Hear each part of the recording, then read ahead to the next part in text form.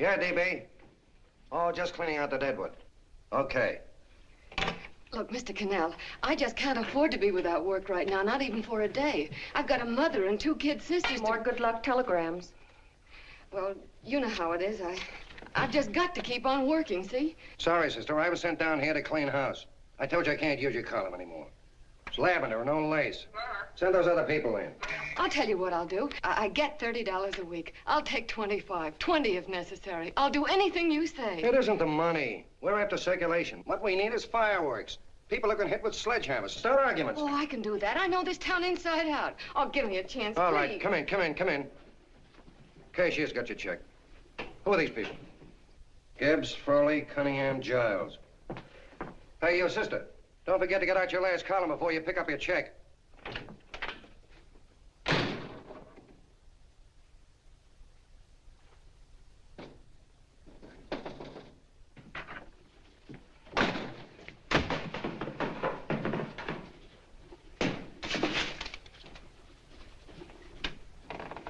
You're a couple of sticks shy in your column, man. Big rich slob like D.B. Norton buys a paper and 40 heads are chopped off. Did you get it, too? Yeah. You too? Oh, Joe. Oh, I'm sorry, darling. Why don't we tear the building down? Before you do, Ann, perhaps you'd better finish this column. Yeah, lavender and old lace. Wait, Joe. Wait. Wants fireworks, huh? Okay.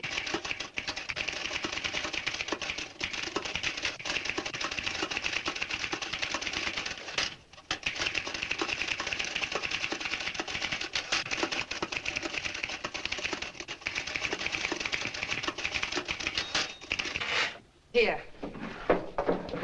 Below is a letter which reached my desk this morning. It's a commentary on what we laughingly call a civilized world. Dear Miss Mitchell, 4 years ago, I was fired out of my job. Since then, I haven't been able to get another one. At first, I was sore at the state administration because it's on account of the slimy politics here we have all this unemployment. But in looking around, it seems the whole world's going to pot. So in protest, I'm going to commit suicide by jumping off the City Hall roof. Signed, a disgusted American citizen, John Doe. Editor's note, if you ask this column, the wrong people are jumping off the roofs. Hey, Ann, this is the old fakeroo, isn't it? Never mind that, Joe. Go ahead.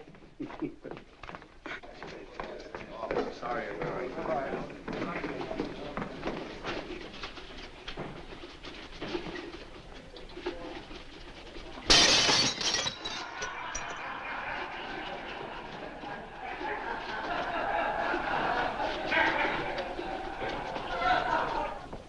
And it's because of the slimy politics that we have all this unemployment here. There it is. That's D.B. Norton's opening attack on the governor. Why, Jim, it's just a letter sent into a column. No, I can smell it. That's Norton. Good morning, gentlemen. Good morning, Governor. Morning, Governor. You're rather early. Governor, did you happen to see this in a new bulletin? Yes. I had it served with my breakfast this morning. Jim thinks it's D.B. Norton at work. Of course it is. Oh, come, Jim. That little item, D.B. Norton does things in a much bigger way. This is his opening attack on you, Governor. Take my word for it. What did he buy a paper for? Why did he engage a high-pressure editor like Cannell for? He's in the oil business. I tell you, Governor, he's after your scalp. All right, Jim, all right. Don't burst a blood vessel. I'll look into it. Will you get me Spencer of the Daily Chronicle, please? Yes, I saw it, Governor. If you ask me, that's a phony letter. Why, that gag has got whiskers on it. Okay, I'll get the mayor and maybe the Chamber of Commerce to go after them. Get Mayor Lovett on the phone. Sorry, the mayor's busy on the other phone. Yes, I know, Mrs. Brewster. It's a terrible reflection on our city. I've had a dozen calls already. Spencer of the Chronicle. Hold him. Just a minute. Yes, Mrs. Brewster. I'm listening. I insist that this John Doe man be found and given a job at once. Now, if something isn't done about it, I'll call out the whole auxiliary. Yes, and the junior auxiliary, too. We'll hold a meeting and see that it is. Yes, Spencer? Who? The governor? Well, what about me? It's my building he's jumping off of, and I'm up for re-election, too. What are you doing? Get Cannell at the bulletin. Why, he's liable to go right past my window. Get me Cannell. What was that? What? Out the window. Something just flew by. I didn't see anything. Well, don't stand there, you idiot. Go and look. Open the window. Oh, why did he have to pick on my building? Is there a crowd in the street? No, sir. Then maybe he's caught on a ledge. Look again. We'll not tolerate I think it must have been a seagull. A seagull? What's a seagull doing around the city hall? That's a bad omen, isn't it? Oh, no, sir. The seagull is a lovely bird. It's all right, Mrs. Brewster. It was just a seagull. Can I help? Nothing's happened yet. No, I'm watching. Don't worry, Mrs. Brewster. Just leave it all to me. Spencer, I'll call you back. Hello, Cannell? What are you doing? This is the mayor. Yes, Mayor Lovett. How many times are you going to call me? I've got everybody and his brother and sister out looking for him. Did you see the box I'm running? An appeal to John Doe. Think it over, John. Life can be beautiful, says Mayor. If you need a job, apply to the editor of this paper and so forth and so forth. Okay, Mayor, I'll let you know as soon as I have something. What? Well, pull down the blinds. Been up to Miss Mitchell's house, boss. Boy, she's in a bad way. Where is she? Hey, do you know something? She supports a mother and 2 kids. What do you know about that? Did you find her? No. Her mother's awful worried about her. When she left the house, she said she was going on a roaring drunk. The girl, I mean. Go out and find her. Sure. Hey, but the biggest thing I didn't tell you, her old man's Doc Mitchell. You know the doc Yeah. that saved my mother's life and wouldn't take any money for it? You remember that. Okay, boss, I'll go and look for her. Holy smokes, Commissioner, you've had 24 hours. Okay, Hawkshaw, grab a pencil. Here it is again. About 5'5", brown eyes, light chestnut hair, and as fine a pair of legs as ever walked into this office. Did you want to see me? No. I've had the whole Army and Navy out searching for you because that's a game we play here every day. I remember distinctly being fired. That's right. But you have a piece of property that still belongs to this newspaper, and I'd like to have it. What's that? The letter. What letter? The letter from John Doe. Oh, The whole town's in an uproar. We've got to find him, and the letter's the only clue. there is no letter. We'll get a handwriting expert to... What? There is no letter. Say that again. There's no letter. I made it up. You made it up. Mm-hmm. You said you wanted fireworks. Don't you know there are 9 jobs waiting for this guy? 22 families want to board him free. 5 women want to marry him, and the mayor's practically ready to adopt him, and you... Just call the morgue, boss. They said there's a girl there. Shut up. Ann, say, why didn't you... Beanie. Only one thing to do, Hank. Drop the whole business quickly. How? Run a story. Say John Doe was in here and is sorry he wrote the letter and... That's right. They've got it, sure. He came in here, and I made him change his mind. Bulletin editor saves John Doe's life. Why, it's perfect. I'll have Ned write it up. Oh, Ned, I got a story I want you to... Wait a minute. Listen, you great, big, wonderful genius of a newspaper man. You came down here to shoot some life into this dying paper, didn't you? Well, the whole town's curious about John Doe, and boom, just like that, you're going to bury him. There's enough circulation in that man to start a shortage in the ink market. In what, man? John Doe. What John Doe? John Doe, the one I made up. Look, genius, now look. Suppose there was a John Doe and he walked into this office. What would you do? Find him a job and forget about the whole business, I suppose, huh? Not me. I'd make a deal with him.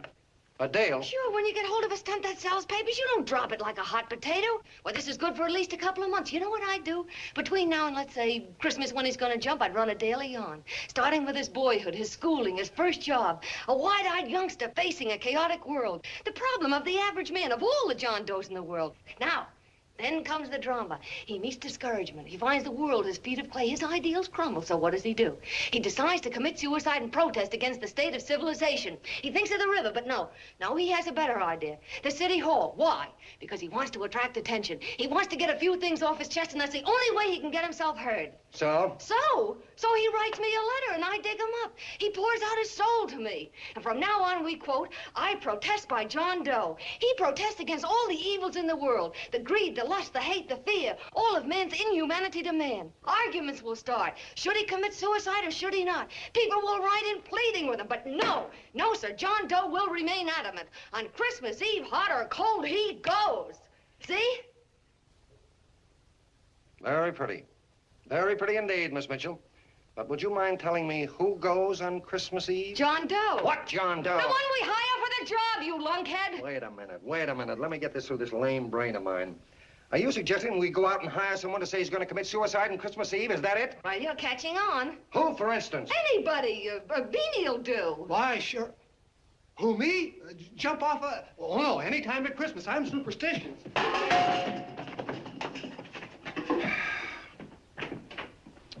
Miss Mitchell, do me a favor. Will you go on out and get married and have a lot of babies, but Stay out of newspaper business. Better get that story in, Hank. It's getting late. You're supposed to be a smart guy. If it was raining $100 bills, you'd be out looking for a dime you lost someplace. Holy smokes, wasting my time listening to this mad woman. Look, Chief, look at the Chronicle. It's running on John Doe. They say it's a fake. Why, the no good that... John Doe story, amateur journalism. It's palpably phony. It's a wonder anyone is taking it serious. What do you think of those guys? That's fine. That's fine. Now fall right into their laps. Go ahead. Say John Doe walked in and called the whole thing off. You know what that's going to sound like on top of this. That's all, Ned. Thank you. All right. Amateur journalism, huh? Why, that bunch of sophomores, I can teach them more about... Hey, boss, get a load of this. What? Look. What do they want? They all say they wrote the John Doe letter. Oh, they all wrote the letter. Tell them all to wait. Look, Mr. Cannell, one of those men is your John Doe. They're desperate and will do anything for a cup of coffee. Pick one out and you can make the Chronicle eat their words. I'm beginning to like this. If you ask me, Hank, you're playing around with dynamite. No. The gal's right. We can't let the Chronicle get the laugh on us. We've got to produce a John Doe now. Amateur journalism, huh? I'll show those guys. Sure, and there's no reason for them to find out the truth either, because naturally, I won't say anything.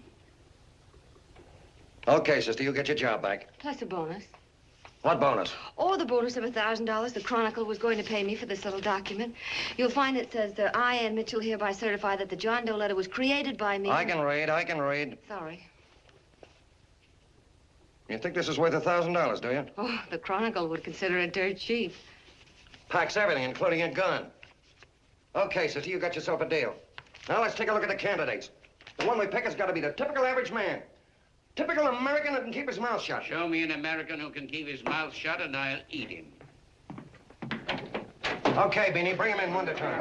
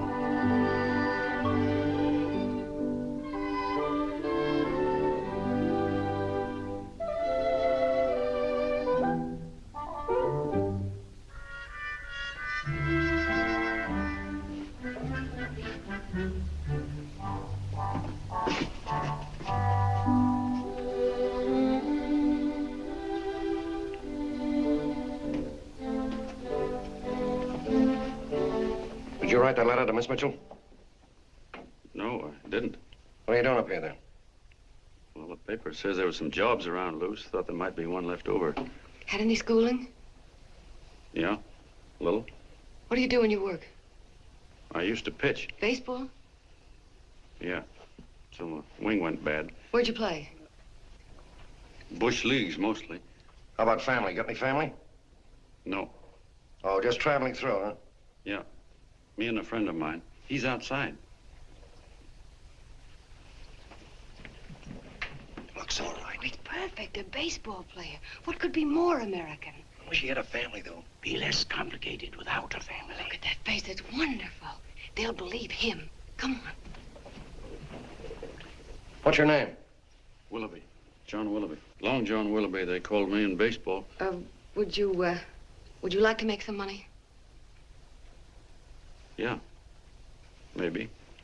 Would you be willing to say you wrote that letter and stick by it? I get the idea. Yeah, maybe. That's our man. He's made to order. I don't know. He don't seem like the kind of a guy that'd fall in line. When you're desperate for money, you do a lot of things, Mr. Cannell. He's our man, I tell you. He's fainted. Get the water quickly. Hurry up, Pop. Oh. Right here, sit down. You all right? Yeah, I'm all right. How many is that, 6?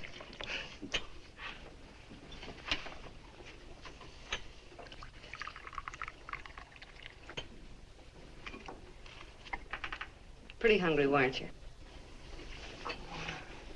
All this John Doe business is batty, if you ask me. Well, nobody asked you. Trying to improve the world by jumping off buildings. You couldn't improve the world if the buildings jumped on you. Don't mind the colonel. He hates people. He likes you well enough to stick around. Well, that's because we both play doohickeys. I met him in a boxcar a couple of years ago. I was fooling around with my harmonica, and he comes over and joins in. I haven't been able to shake him since.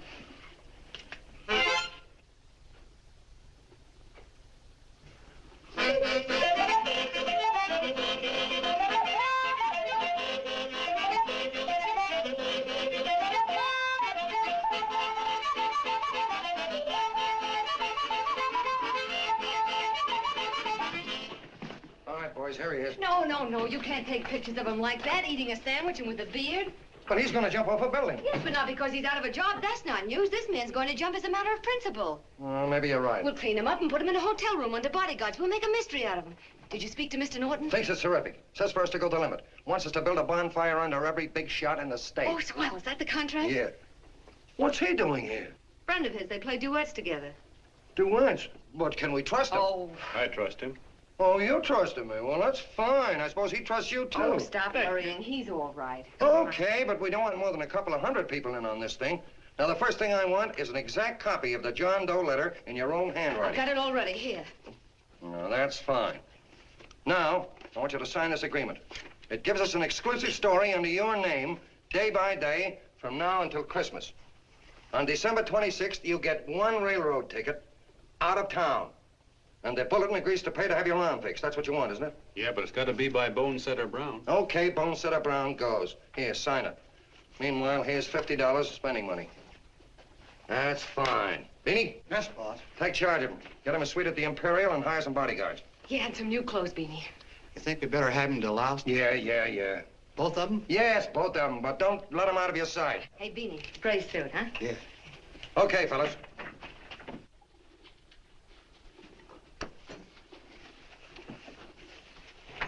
Take it easy, John Doe. And you start pounding that typewriter. Oh, boy, this is terrific. No responsibilities on our part, just statements from John Doe, and we can blast our heads off. Before you pop too many buttons, don't forget to make out that check for $1,000. Okay, fellas, now, let me see. You sit outside the door. Nobody comes in, see? You two fellas sit in here. Hey, pretty nifty, huh? You ain't gonna get me to stay here. Sure you are. No, sir. That spot under the bridge where we slept last night's good enough for me. Say, what'll I do with this baggage? Well, stick him in the bedroom. Give me mine, I ain't staying. You know, we were headed for the Columbia River country before all this John Doe business came up. You remember that, don't you? Sure, I remember. Say, your ears popped coming up in the elevator. Mine did. All along, John. I tell you, it's no good. You're gonna get used to a lot of stuff that's gonna wreck you. Why, that $50 in your pocket's beginning to show up on you already. And don't pull that on me, neither. Stop worrying, Colonel. I'm gonna get my arm fixed out of this. Hey, here's some cigars the boss sent us. Have one. Hey, Help cigars. yourself. No.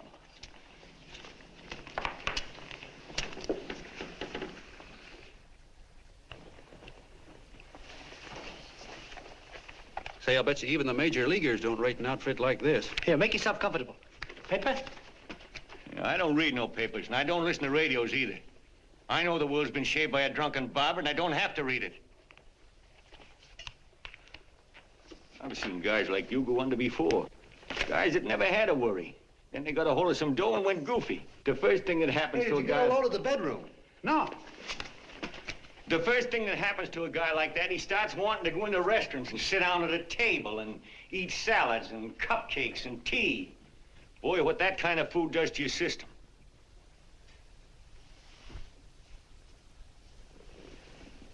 The next thing the dope wants is a room.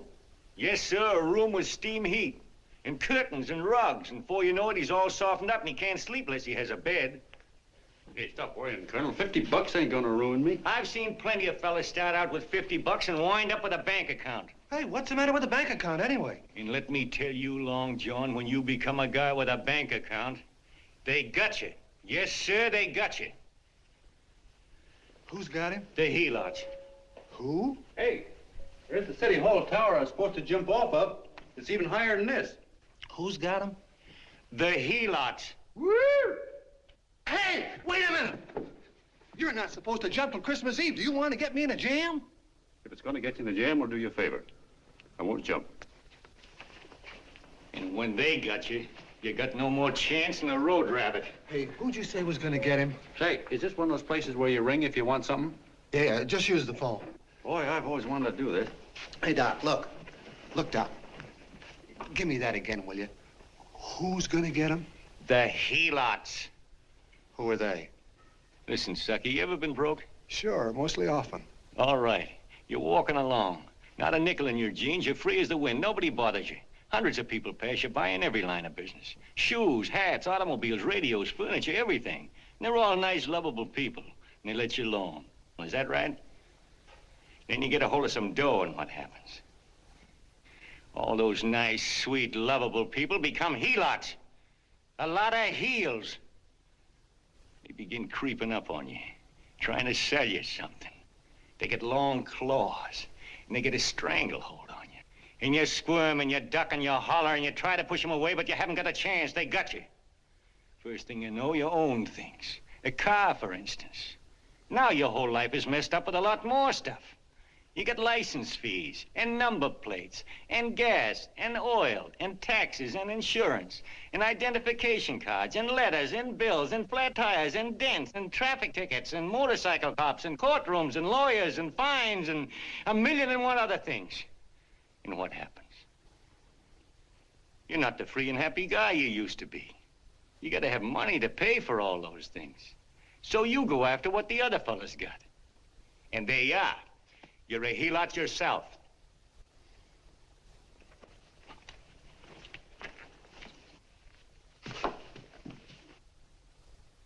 You win, Colonel. Here, take the 50.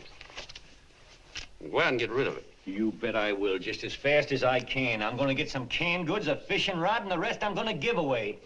Give away? Hey, get me a pitcher's glove. I gotta get some practice. Say, he's giving it away. I'm gonna get me some of that. Hey, come back here, you helot. Will you send up 5 hamburgers with all the trimmings, 5 chocolate ice cream sodas, and 5 pieces of apple pie? No, apple with cheese. Yeah, thanks.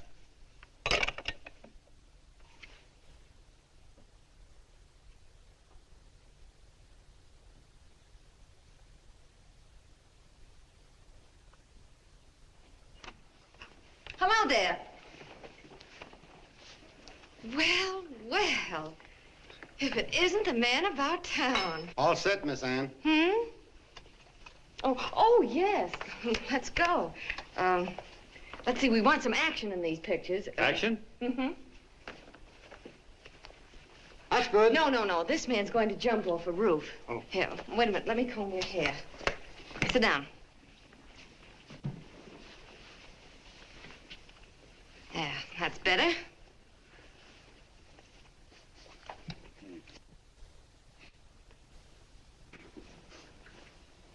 You know, he's got a nice face, hasn't he? Yeah, he's pretty. Here, sit down. Quiet, egghead. All right, now a serious expression. Can't. I'm feeling too good. Oh, come on now. This is serious. You're a man disgusted with all of civilization. With all of it? Yes, you're sore at the world. Come on now. Oh, crabby guy, huh? Yeah. No.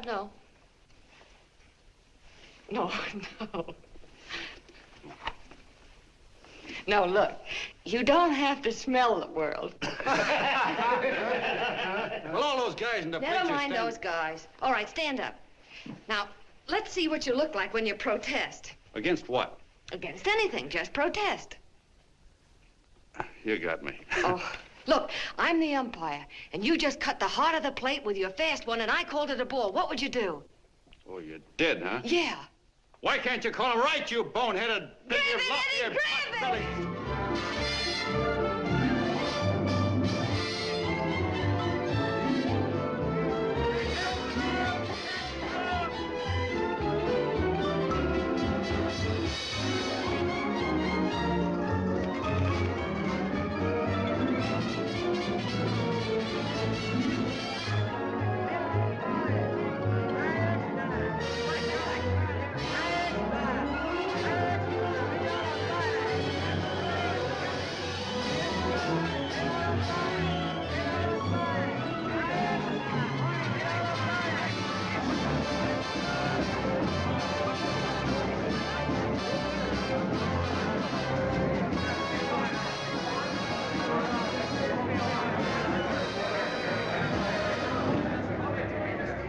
don't care whose picture they're publishing.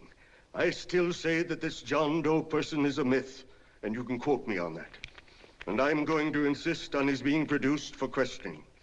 You know as well as I do that this whole thing is being engineered by a vicious man with a vicious purpose, Mr. D.B. Norton.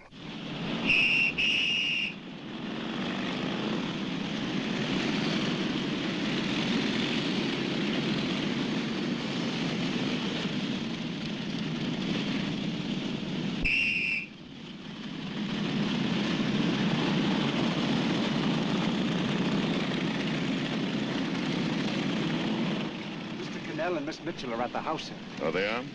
All right, come on.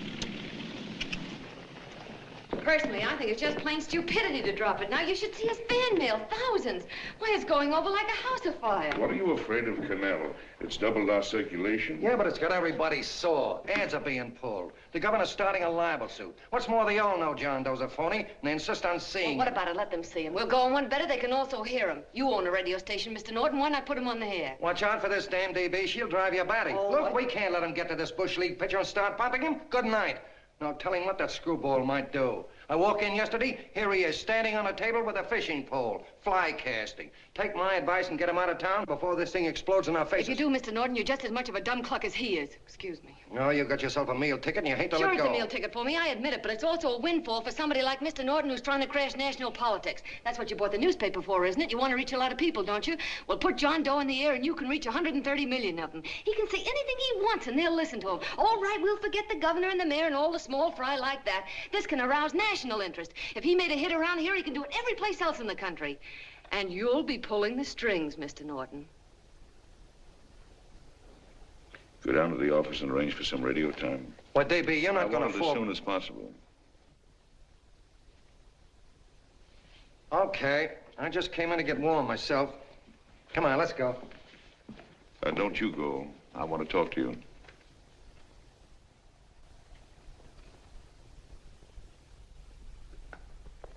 Sit down.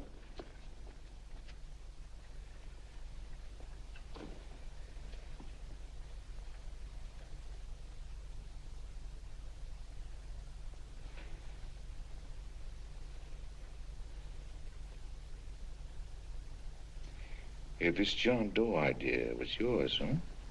Yes, sir.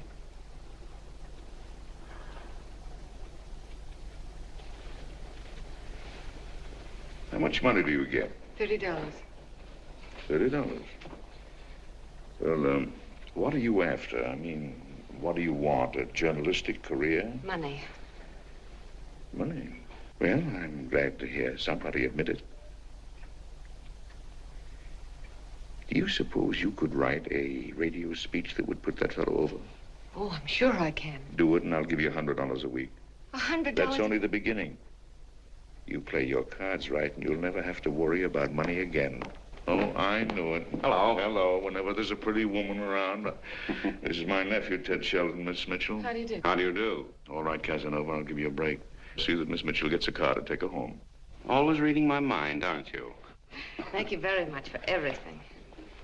And Miss Mitchell, I think from now on you'd better work directly with me. Yes, sir.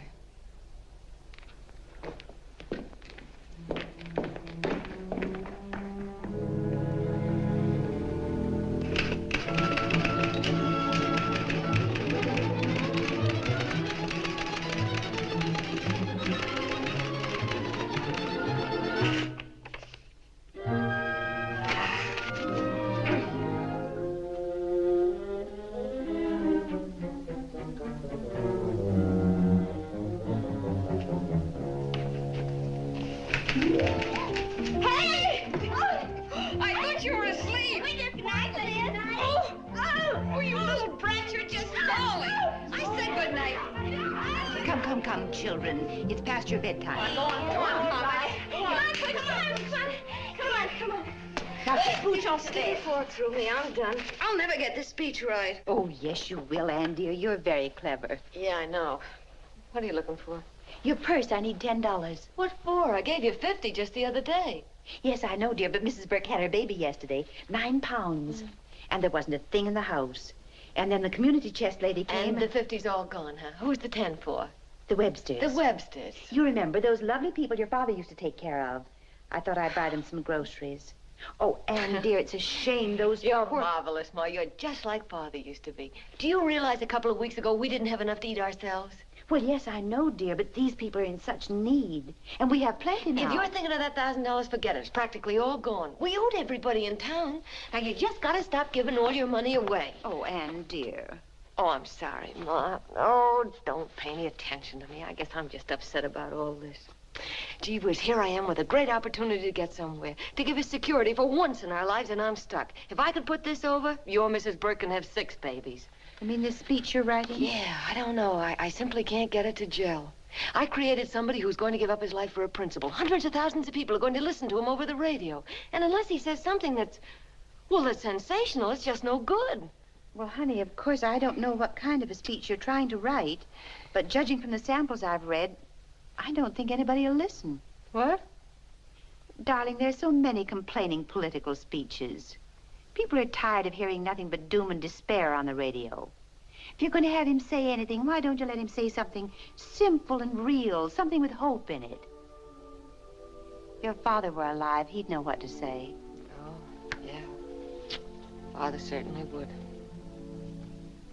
Wait a minute.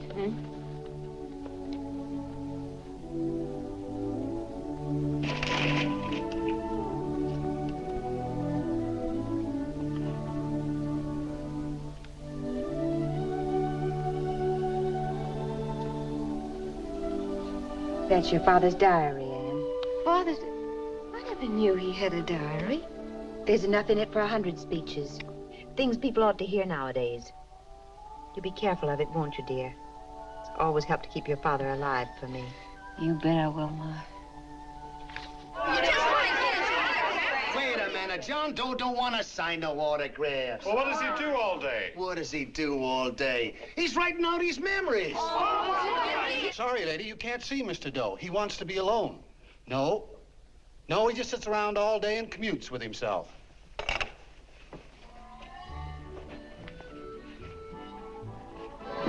Oh!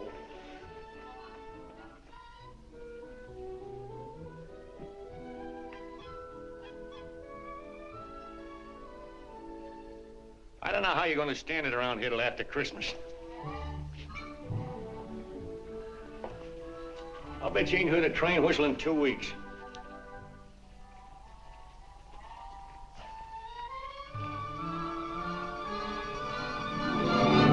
Steve, right!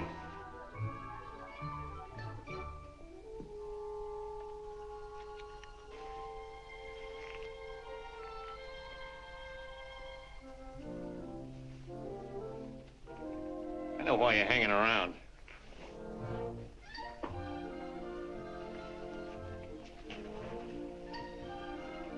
You're stuck on the girl. That's all a guy needs is to get hooked up with a woman.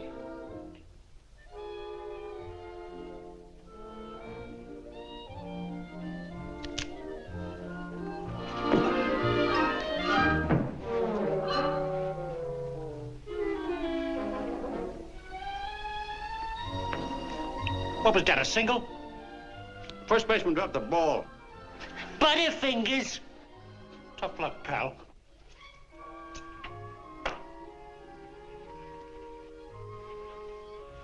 Guy has a woman on his hands. First thing he knows, his life is balled up with a lot more things. Furniture and...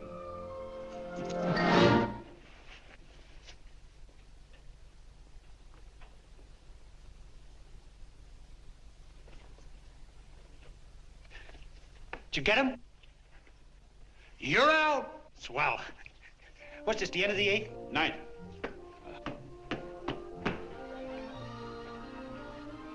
Hey, Beanie, there's a couple of mugs in the Chronicle snooping around out here. Huh. Come on, Angel Face. Gangway.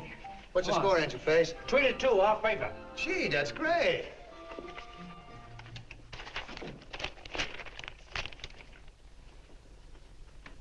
Hey, you got swell form there. Must have been a pretty good pitcher. Pretty good. Say, I was just about ready for the major leagues when I chipped a bone in my elbow. I got it pitching a 19-inning game. 19? Yeah. There was a major league scout there watching me, too. And he came down after a game of the contract. You know what? I couldn't lift my arm to sign it. I'll be okay, though, as soon as I get it fixed up. It's too bad. What do you mean, too bad? Huh? Oh, that you'll never be able to play again. What are you talking about? I just told you I was going to get... Well, you know how they are in baseball if a guy's mixed up in a racket. Racket? What do you mean? Well, I was just thinking about this John Doe business. Why, as soon as it comes out it's all a fake, you'll be washed up in baseball, won't you? Yeah. Hey, doggone. I never thought about that.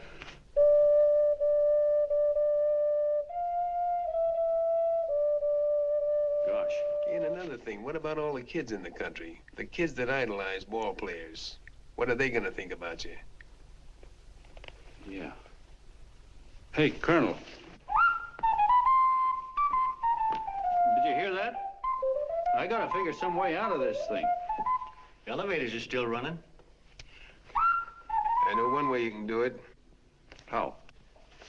Well, when you get up there on the radio, all you have to do is to say the whole thing's a frame-up. Make you a hero sure as you're born. Yeah, but how am I gonna get my arm fixed? Well, that's a cinch. I know somebody that'll give you $5,000 just to get up on the radio and tell the truth. $5,000? Yeah, $5,000, and he gets it right away. You don't have to wait till Christmas.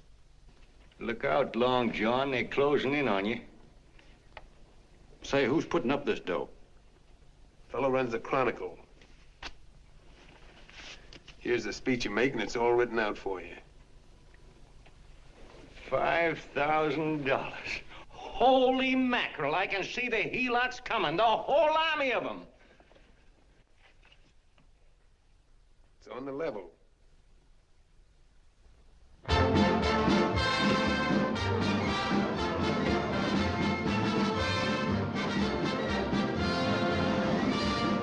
No, I'm sorry. Tickets for the broadcast are all gone. Phone the bulletin. Sorry, no more tickets left.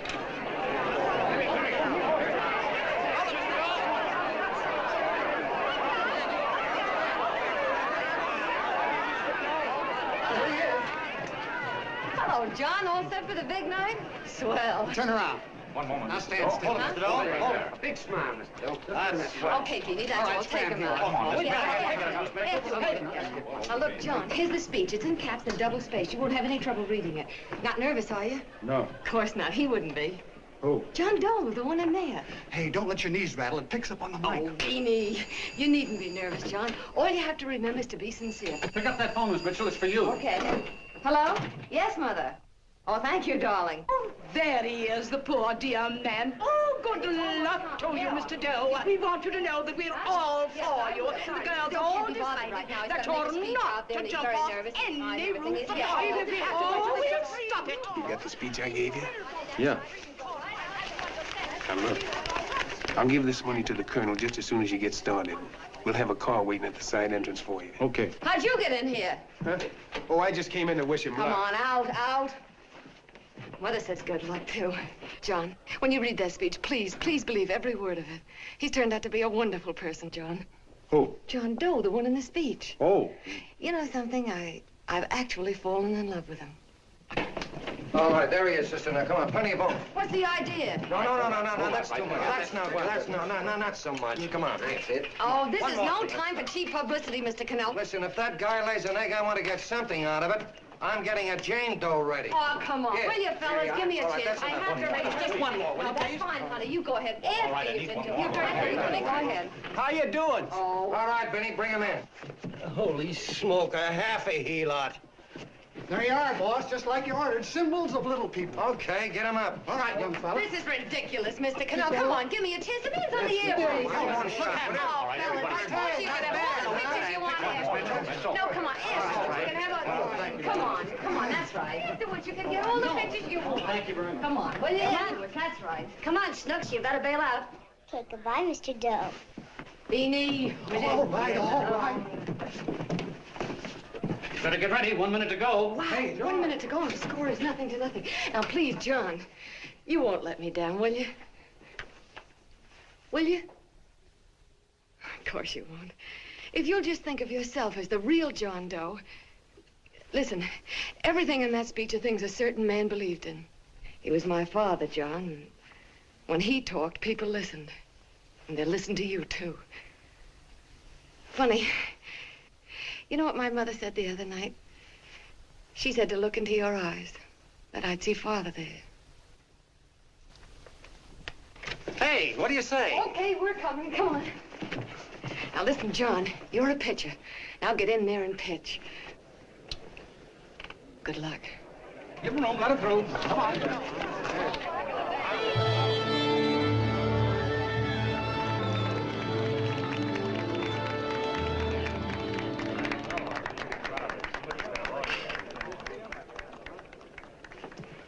Hey, let's get out of here. There's the door right there. Hey, what are you doing here? That's what I'd like to know. Come on, out. Hey, he's a friend of mine. Never mind, let him alone. He's all right. I'll be right over there pulling for you. No, John, over here.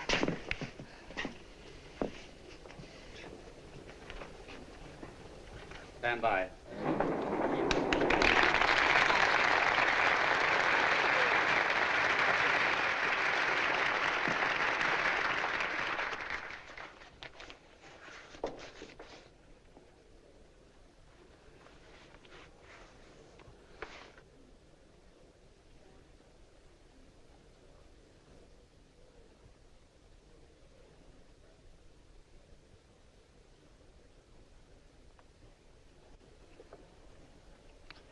Phone the Chronicle. Tell them to start getting those extras out.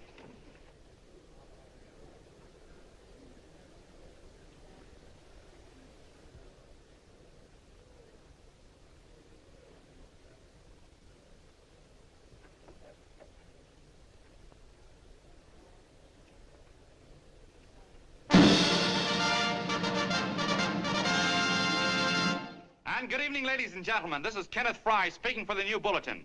Tonight we give you something entirely new and different. Standing beside me is the young man who has declared publicly that on Christmas Eve he intends to commit suicide, giving as his reason, quote, "I protest against the state of civilization," end quote.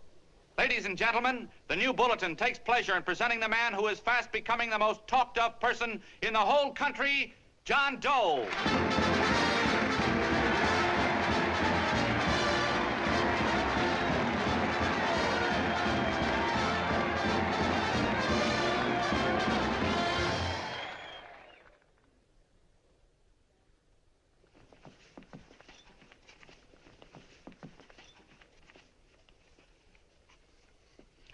Ladies and gentlemen,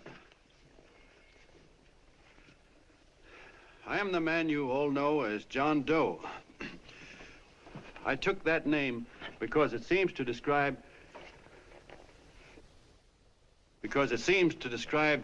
the average man. And that's me. And that's me. Well, it was me before I said I was going to jump off the city hall roof at midnight on Christmas Eve. Now I guess I'm not average anymore. Now I'm getting all sorts of attention. From big shots, too. We've been double-crossed. The mayor and the governor, for instance. They don't like those articles I've been writing. You're an imposter, young fellow. That's a pack of lies you're telling. Who wrote that speech for you? Benny, get that guy. Hey, kid.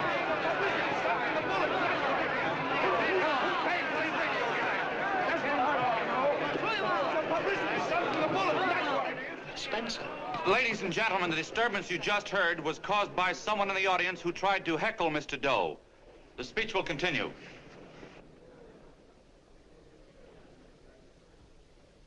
Well, people like the governor and that fella there can stop worrying. I'm not going to talk about them. I'm going to talk about us, the average guys, the John Does. If anybody should ask you what the average John Doe is like, you couldn't tell him because he's a million and one things. He's Mr. Big and Mr. Small. He's simple and he's wise. He's inherently honest, but he's got a streak of larceny in his heart. He seldom walks up to a public telephone without shoving his finger into the slot to see if somebody left a nickel there.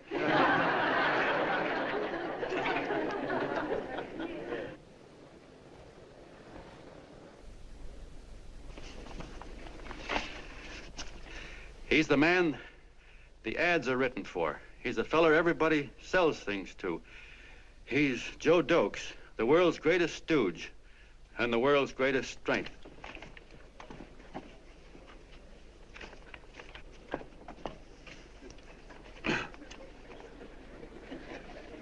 Yes, sir. Yes, sir, we're a great family, the John Does. We are the meek who are supposed to inherit the earth. You'll find us everywhere. We raise the crops, we dig the mines, work the factories, keep the books, fly the planes, and drive the buses. And when a cop yells, "Stand back there, you," he means us, the John Does. Well, what kind of a speech is that? Didn't you read it? We've existed since time began. We built the pyramids. We saw Christ crucified, pulled the oars for Roman emperors, sailed the boats for Columbus, retreated from Moscow with Napoleon, and froze with Washington at Valley Forge. Yes, sir. We've been in there dodging left hooks since before history began to walk. In our struggle for freedom, we've hit the canvas many a time, but we always bounce back because we're the people, and we're tough.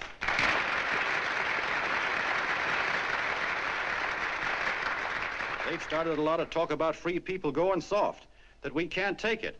That's a lot of hooey. A free people can beat the world at anything, from war to tiddlywinks, if we all pull in the same direction.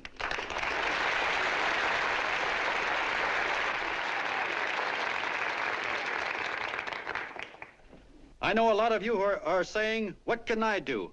I'm just a little punk. I don't count."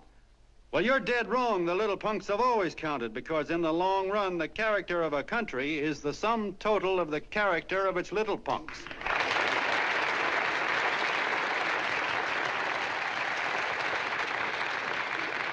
But we've all got to get in there and pitch. We can't win the old ball game unless we have teamwork.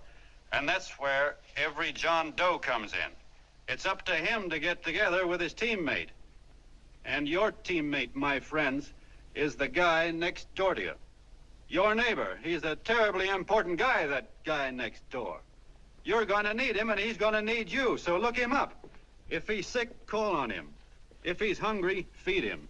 If he's out of a job, find him one. To most of you, your neighbor is a stranger, a guy with a barking dog and a high fence around him. Now, you can't be a stranger to any guy that's on your own team. So tear down the fence that separates you. Tear down the fence, and you'll tear down a lot of hates and prejudices. Tear down all the fences in the country, and you'll really have teamwork.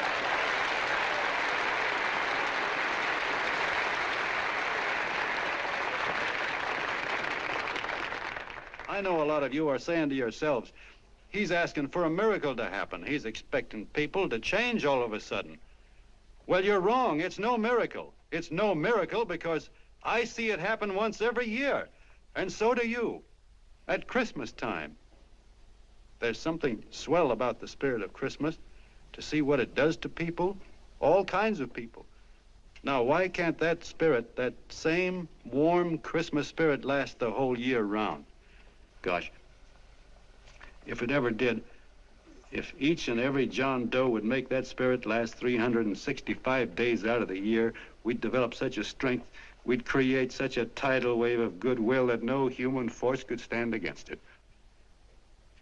Yes, sir, my friends. The meek can only inherit the earth when the John Does start loving their neighbors. You better start right now. Don't wait till the game is called on account of darkness. Wake up, John Doe. You're the hope of the world.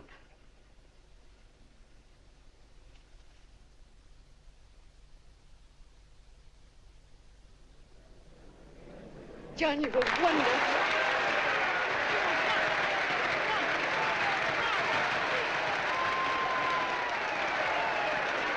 Let's get out of here. Now you're talking.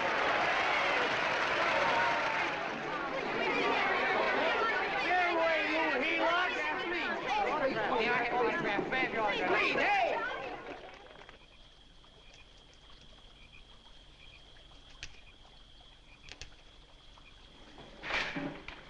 I knew you'd wake up sooner or later. Boy, am I glad we got out of that mess. I had the $5,000 sewed up. Could have been on my way to old Doc Brown. You're a pitcher, John, she says. Now, go in there and pitch.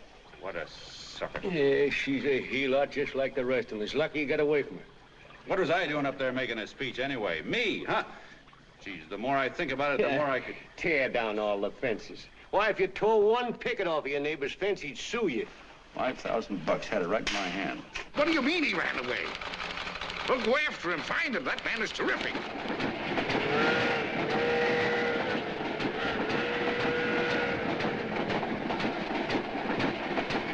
Columbia River, here we come.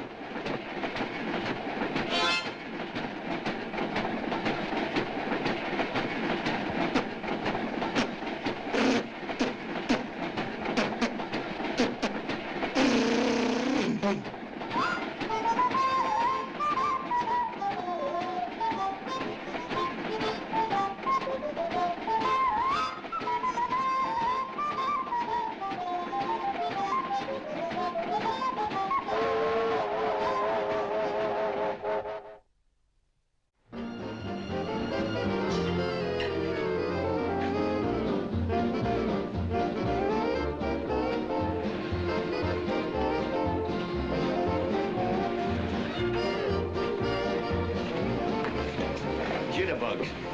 Yeah. Say, how much money we got left? 4 bits. Better make it donuts, huh? Yeah.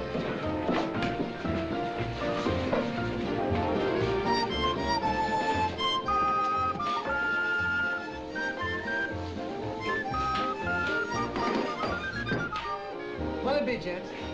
Have you got a couple of steaks about that big and about that thick? Yeah, with hash brown potatoes and tomatoes and apple pie and ice cream and coffee. And donuts, I know. Hey, Ma, Seekers, a pair. Fingers a pair coming up. Glad he took the tea out of that.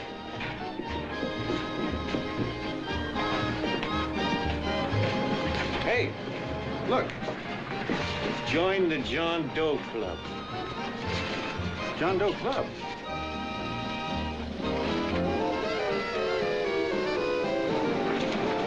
Uh-oh. You John Doe? Who? John Doe. Ah, you need glasses, buddy. Oh, but gee, it's a spitting image of John Doe. Yeah, but his name is Willoughby. Oh, John Willoughby. I'm a baseball player. Sure. Oh, no, I'd know that voice anyway. You can't kid me. You John Doe. Hey, Ma! Ma! That's John Doe. John Doe? Yeah, sitting right there, big as life. Who'd you say it was? John Doe, the big guy there. Pictures in the paper. That's John Guy. John Doe. John Doe. Sitting right there, John Doe.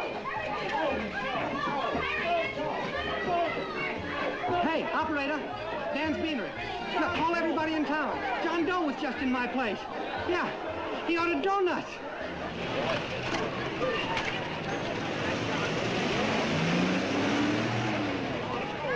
John Doe. Let's see John Doe.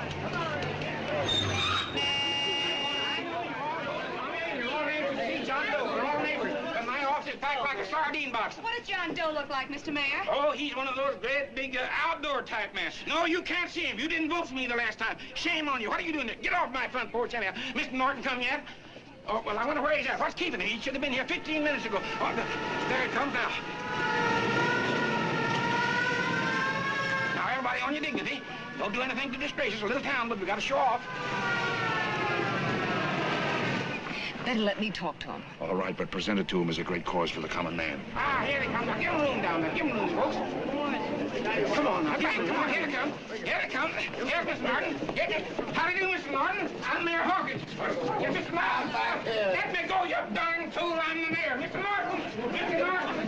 Mr. Norton. I'm Mayor Hawkins. Your office telephoned me to hold him. Well, that's fine. How is he? Oh, he's fine. He's right in my office there. You know, it's a great honor having John Doe here, and you too. Haven't had so much excitement since the old City Hall burned down. People are so excited and they'll tore his clothes off. Oh, Matilda, darling, phone the newspapers, tell them Mr. Norton's here. Step right inside, Mr. Norton. My office. Very comfortable here, Mr. Norton. Just had it air conditioned. Gangway, please. Get room for Mr. Norton. Gangway. Gangway. Here he is, Mr. Norton. Well taken care of. The neighbors are serving him a light lunch. Hello, John. Well, Mr. Mayor, if you don't mind, we'd like to talk to him alone. Why, certainly, certainly. All right, everybody. Clear out. But you... Everybody, quickly now. Come on. You can... Come on. Come on. That's... All right. Don't argue with me here. Wait till we get home. Don't you push me around like that. Even though I'm your wife, you can't push me around. Look, Mr. Norton, I think you got a lot of nerve having those people hold us here. There's nobody holding you here, Mr. Doe. It's only natural There's that people... nobody holding us here. Let's get going. Incidentally, my name isn't Doe, it's Willoughby. Look, John, something terribly important's happened. They're forming John Doe clubs. We know of 8 already, and they say that there's John Doe clubs? What for? To carry out the principles you talked about in your radio speech. I don't care what they're forming. I'm on my way, and I don't like the idea of being stopped either. Oh, but you don't know how big this thing is. You should see the thousands of telegrams we've received and what they're saying about you. Look, it started as a circulation stunt, didn't it? Well, you got your circulation. Now, why don't you let me alone? Oh, it started as a circulation stunt, but it isn't anymore. Mr. Norton wants to get back of it and sponsor John Doe clubs all over the country. He wants to send you on a lecture tour.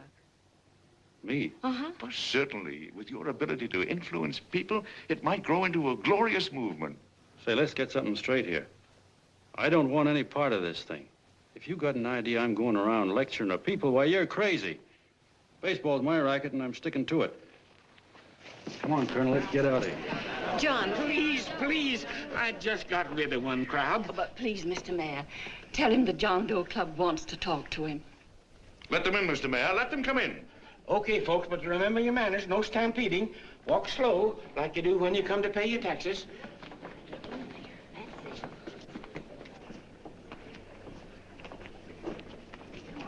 Okay. All right, give me a chance. Come right in. My name's Bert Hansen, Mr. Doe. I'm the head soda jerker at Schwabacker's drugstore. Well, sir, you see, me and my wife, we heard your broadcast, and we got quite a bang out of it. Especially my wife. Kept me up half the night saying, that man's right, honey. The trouble with the world is nobody gives a hoot about his neighbor. That's why everybody in town's sore and cranky at each other. And I kept saying, well, that's fine, but how's a guy gonna go around loving the kind of neighbors we got? Old Sourpuss, for instance. You see, Sourpuss Smithers is a guy lives all alone next door to us. He's a cranky old man that runs a second-hand furniture store. We haven't spoken to him for years. I always figured he was an ornery old gent that hated the world because he was always slamming his garage door and playing the radio so loud he kept half the neighbors up.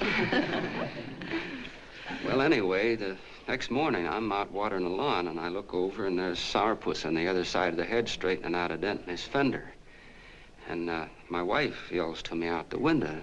She says, go on, speak to him, Bert.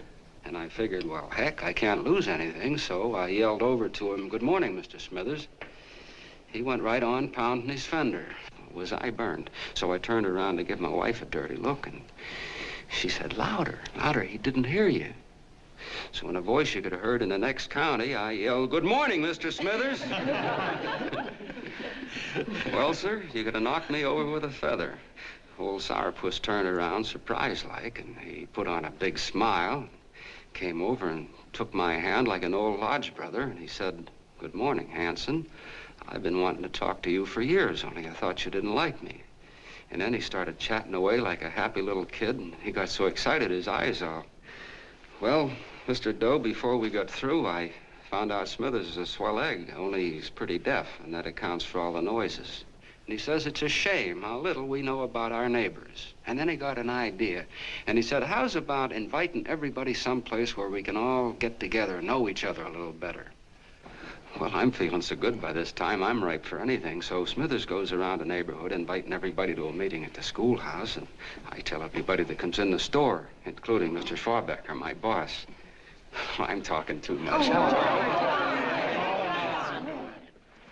Well, I'll be doggone if for 40 people don't show up. Of course, none of us knew what to do, but we sure got a kick out of seeing how glad everybody was just to say hello to one another. Tell him about making Sourpuss chairman. Oh, yeah, we made Sourpuss chairman and decided to call ourselves the John Doe Club. And say, incidentally, this is my wife. Come here, honey. This is my wife, Mr. Doe. How do you do, Mr. Doe? Sourpuss is here, too. Oh, is he? This is Sourpuss, or excuse me, Mr. Smithers, Mr. Doe. That's all right. If you didn't call me Sourpuss, it wouldn't feel natural.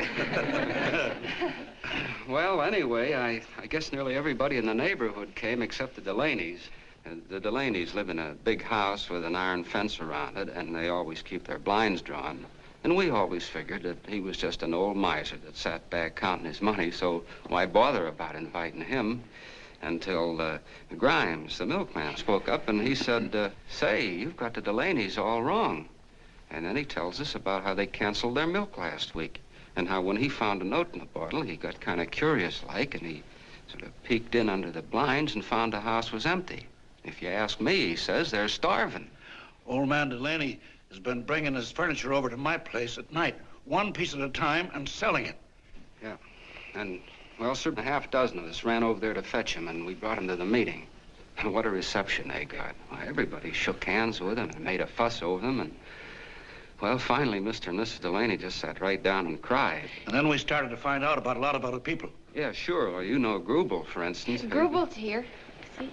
Yeah, that's a... Of course, you don't know Grubel, but he's the man that everybody figured was the worst no-account in the neighborhood because he was living like a hermit and nobody would have anything to do with him.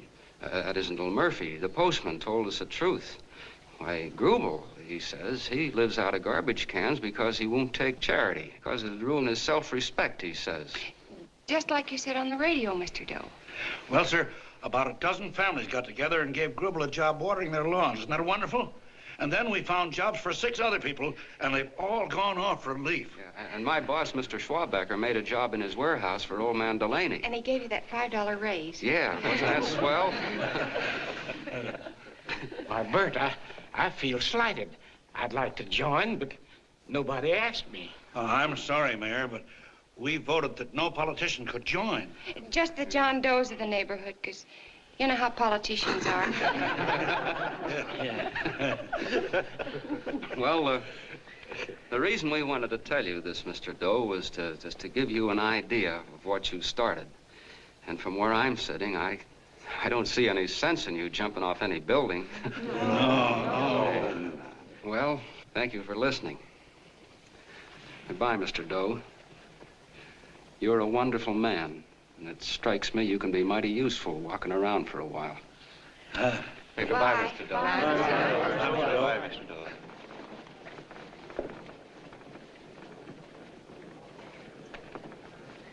I'm Mrs. Delaney, Mr. Doe, and God bless you, my boy.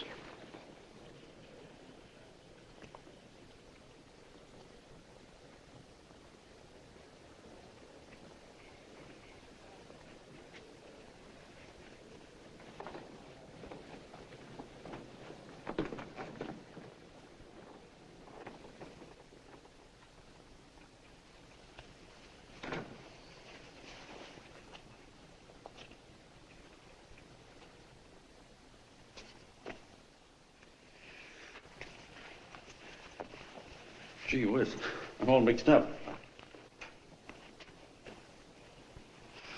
I don't get it. Look, all those swell people think I'm going to jump off a building or something. I never had any such idea. Gosh. The fellow'd have to be a mighty fine example himself to go around telling other people how to... Say, look, what happened the other night was on account of Miss Mitchell here. She wrote the stuff. Don't you see what a wonderful thing this can be? But we need you, John. You're hooked. I can see that right now. They got you. Well, I'm through. For 3 years, I've been trying to get you up to the Columbia River country. First, it was your glass arm. Then it was the radio. And now it's the John Doe clubs. Well, I ain't waiting another minute. Gangway, you helots. Hey, Colonel, wait a minute. Oh, please. Hey, Colonel! I want you personally to go along with John Doe and Miss Mitchell and handle the press and the radio. Me? Yes, I don't want to take any chances. And Johnson. Yes, Stevie? Your crew will do the mop-up job. They'll follow John Doe into every town, see that the clubs are properly organized and the charter's issued. Right. There are only 8 flags up there now. I want to see that map covered before we get through.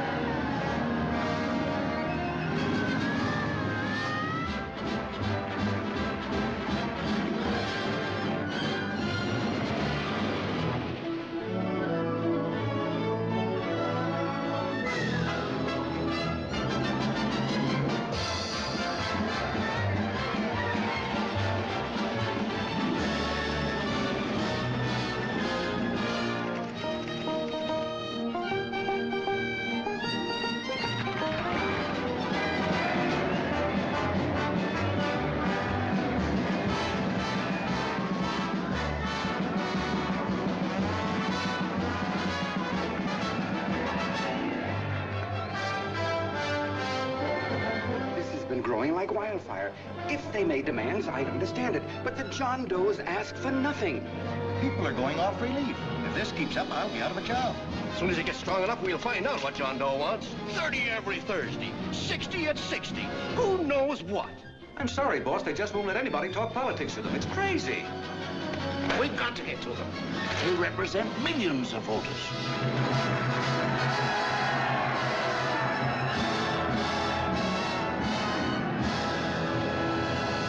I tell you, ladies and gentlemen, this thing has been nothing short of a prairie fire. We've received so many applications for charters to the John Doe clubs, we haven't been able to take care of them. I'd hate to have that many pins stuck in me. This John Doe convention is a natural. It's going to put our city on the map.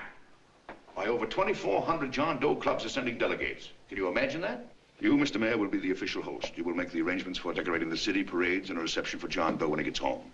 And don't wear your high hat. No high hat?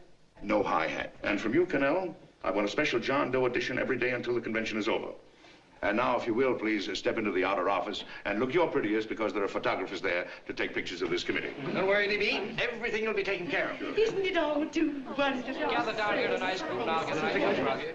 Oh, Mr. Mayor, would you step down in front row, please? You ladies get close to him. That's it. Well, I don't get it. Get what? Look, D.B., I'm supposed to know my way around. This John Doe movement has cost you a fortune. Now, this convention is going to cost plenty. Well?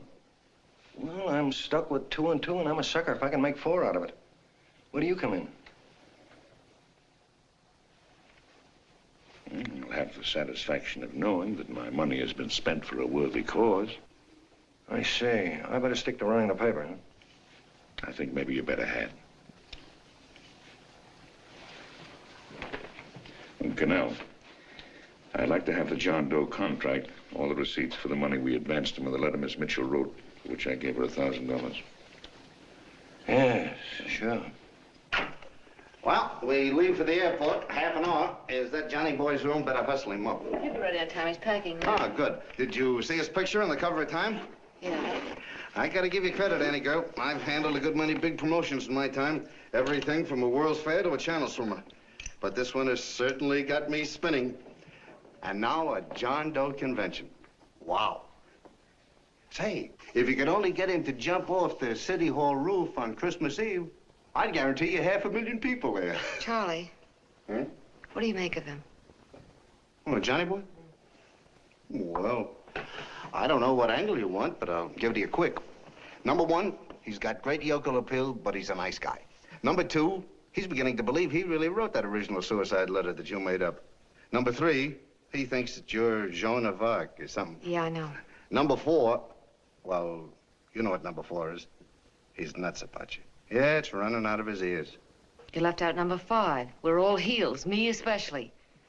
Holy smoke. Come in.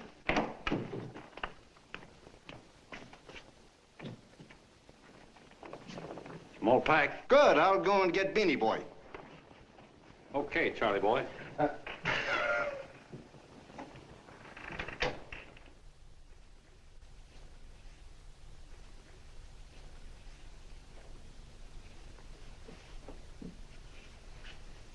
Can I help you pack? No, thank you.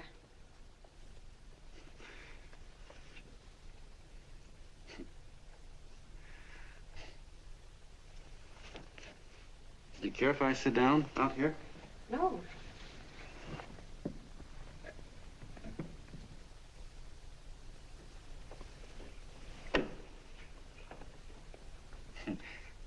You know, I had a crazy dream last night. It was about you. About me? Yeah, sure was crazy. I dreamt I was your father.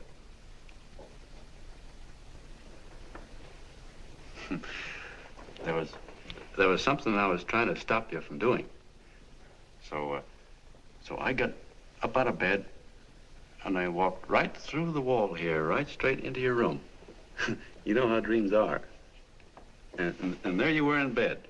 But you're a little girl, you know, about 10. And very pretty, too.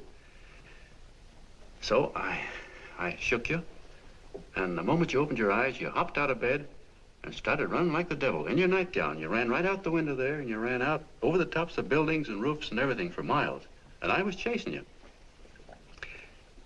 And all the time you were running, you kept growing bigger and bigger and bigger, and pretty soon you were as big as you are now, you know, grown up. And all the time I kept asking myself, what am I chasing her for? And I didn't know. Isn't that a hot one? Well, anyway, you ran into some place, and then I ran in after you, and when I got there you were getting married. And the nightgown had changed into a beautiful wedding gown. You sure look pretty, too. And then I knew what it was I was trying to stop you from doing. Dreams are sure crazy, aren't they? Well, would you like to know who it was you were marrying? Oh, a tall, handsome Hugh Bangy, I suppose. No, not that bad. It was that fellow that sends you flowers every day. What's his name? Mr. Norton's nephew? Ted Sheldon. Yeah, that's the one. But here's the funniest part of it all. I was the fella up there doing the marrying, you know, the justice of peace or something. You were? I thought you were chasing me. Well, yes, I was, but I was your father then, you see. But the real me, John Doe, or that is, Long John Willoughby, I was the fella up there with the book. You know what I mean? I guess so. Then what happened? Well, I took you across my knee and I started spanking you. That is, I didn't do it. I mean, I did do it, but it wasn't me, you see. I was your father then. Well, I held you across my knee and I said, Annie, I won't allow you to marry a man that's just rich or that has his secretary send you flowers. The man you marry has got to swim rivers for you. He's got to climb high mountains for you. He's got to slay dragons for you. He's got to perform wonderful deeds for you. Yes, sir. And all the time, the guy up there, you know, with the book, me, just stood there nodding his head. And he said, go to it, Pop. Whack her one from me, because that's just the way I feel about it, too. So he said, come on down here and whack her yourself. So I came down and I whacked you a good one, see? Then he whacked you, and I whacked you another one, and we both started whacking you like... Well, if you're through whacking her, come on, let's get going. Okay, fellas, right in here. You go out the side entrance with a bunch of autograph seekers out front. We'll be down with the bags in a minute. Come on, don't make a government project out of this. Hi, Benny. When's our plane take off?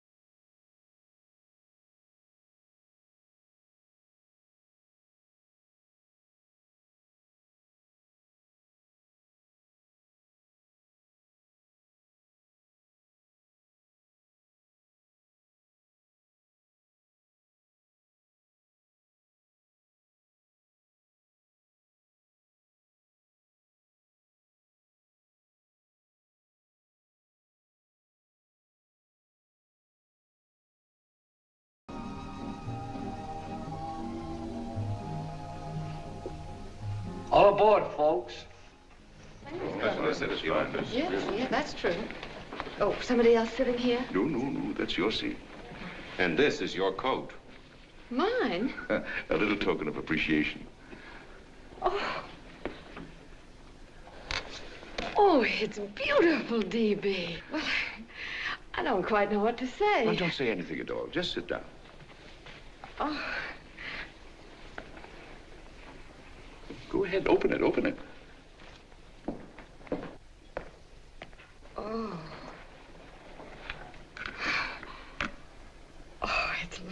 Lovely. And a new contract goes with it. Well, come on, spring it. You've got something on your mind. It must be stupendous. You know, that's what I like about it. Right to the point, like that. All right, Practical Annie, here it is. Tomorrow night, before a crowd of 15,000 people and talking over a nationwide radio hookup, John Doe will announce the formation of a third party. A third party? Yes, the John Doe Party, devoted entirely to the interests of all the John Does all over the country, which practically means 90% of the voters. He will also announce the third party's candidate for the presidency, a man whom he personally recommends, a great humanitarian, the best friend the John Does have. Mr. D.B. Norton. Yes.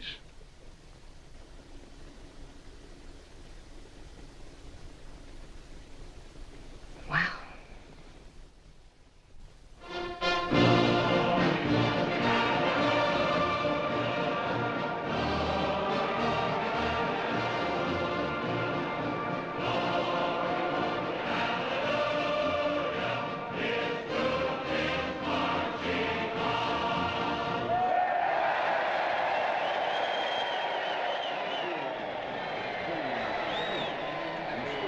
And although the opening of the convention is hours off, the delegates are already pouring into the ballpark by the droves, with lunch baskets, banners, and petitions asking John Doe not to jump off any roof. No matter how you look at it, it's still a phenomenal movement. These John Does, or the hoi polloi, as you've heard people call them, have been laughed at and ridiculed, but here they are, gay and happy, having traveled thousands of miles, their expenses paid by their neighbors, to come here to pay homage to their hero, John Doe. And in these days of wars and bombings, it's a hopeful sign that a simple idea like this can sweep the country. An idea based on friendliness, on giving and not taking, on helping your neighbor and asking nothing in return. And if a thing like this can happen, don't let any of your grumbling friends tell you that humanity is falling apart. This is John B. Hughes signing off now and returning you to our main studio until 9 o'clock, when the convention will officially open. Oh, John, come in. Say, I'm kind of... It's raining out a little. That's all right. It's good to see you. Sit down. Thanks.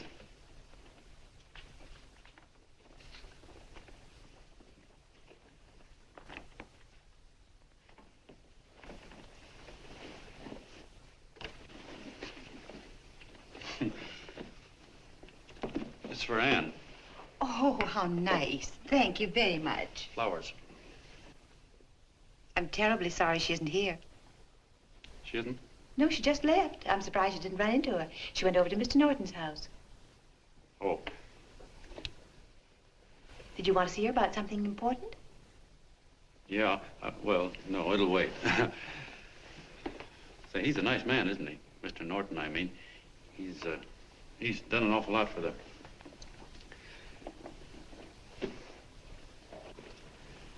Well, say, my coat's pretty wet, and I'm afraid I might have wet the couch a little.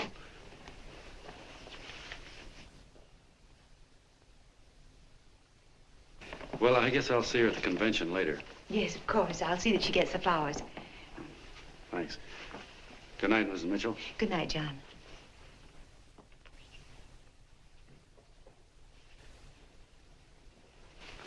Say, Miss Mitchell, I'm kind of glad Anne isn't here. You see, I came over here hoping to see her alone, and kind of hoping I wouldn't, too, you know what I mean? There was something I wanted to talk to her about. But, well, it'll wait, I guess. Good night. Good night, John. Say, look, Mrs. Mitchell, have you ever been married? Oh, I'm sure you have. Gosh, that's pretty silly. I guess you must think I'm kind of batty. Well, I guess I'd better be going at that. John, my husband said, I love you. Will you marry me? You did? What happened? I married him. Well, yeah, that's what I mean, see? It was easy as all that, huh? Uh-huh. Yeah, but look, Mrs. Mitchell, you know, I love Anne, and it's going to be awfully hard for me to say it because, well, you know, she's so wonderful. And, well, the best I ever was a Bush League pitcher. And, you know, I think she's in love with another man, the one she made up. You know, the real John Doe. Well, that's pretty tough competition. I bet you he'd know how to say it all right. On me, I get up to it and around it and in back of it, but I never get right to it. You know what I mean? So the only chance I've got is, well, if somebody could kind of give her a warning, sort of prepare her for the shock. You mean you'd like me to do it? Hmm? Well, I was thinking, yeah, you know, sort of break the ice. Of course I will, John. Gee, well, thank you, Mrs. Mitchell. Hey, you're okay.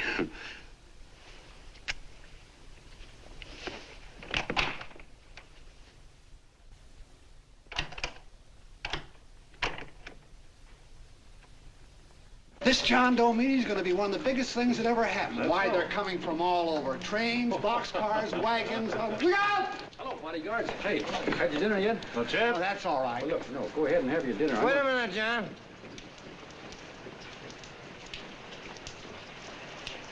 Hello, Mr. Connell. How are you, John?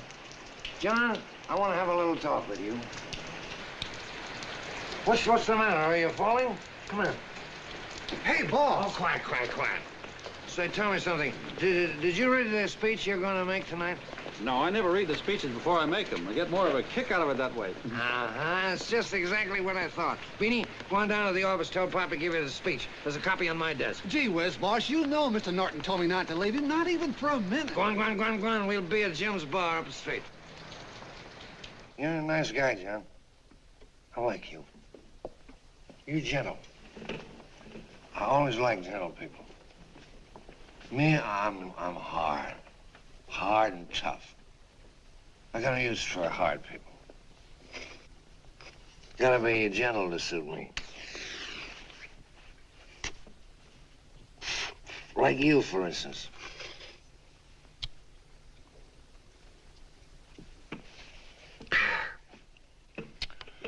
Yep, I'm hard. But you want to know something? I've got a weakness. Never guess that, would you? Well, I have. Want to know what it is? Star-Spangled Banner. Screw you, huh?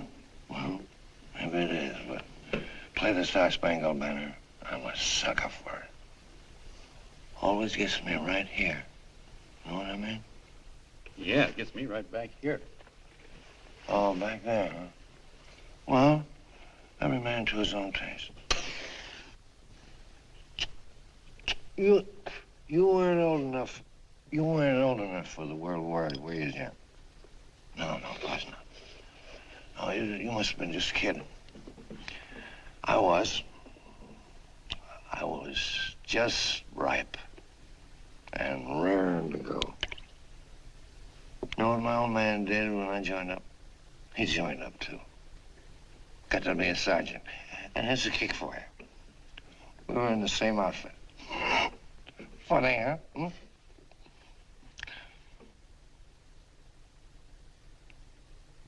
He was killed, John. I saw him get it. I was right there, and I saw it with my own eyes.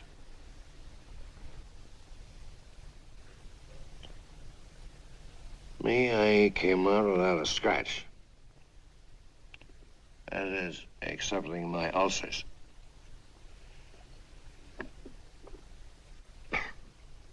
I should be drinking milk, you know. This stuff is poison. Hey, Tubby. Yes, Mr. Connell. What do you say, huh? All right.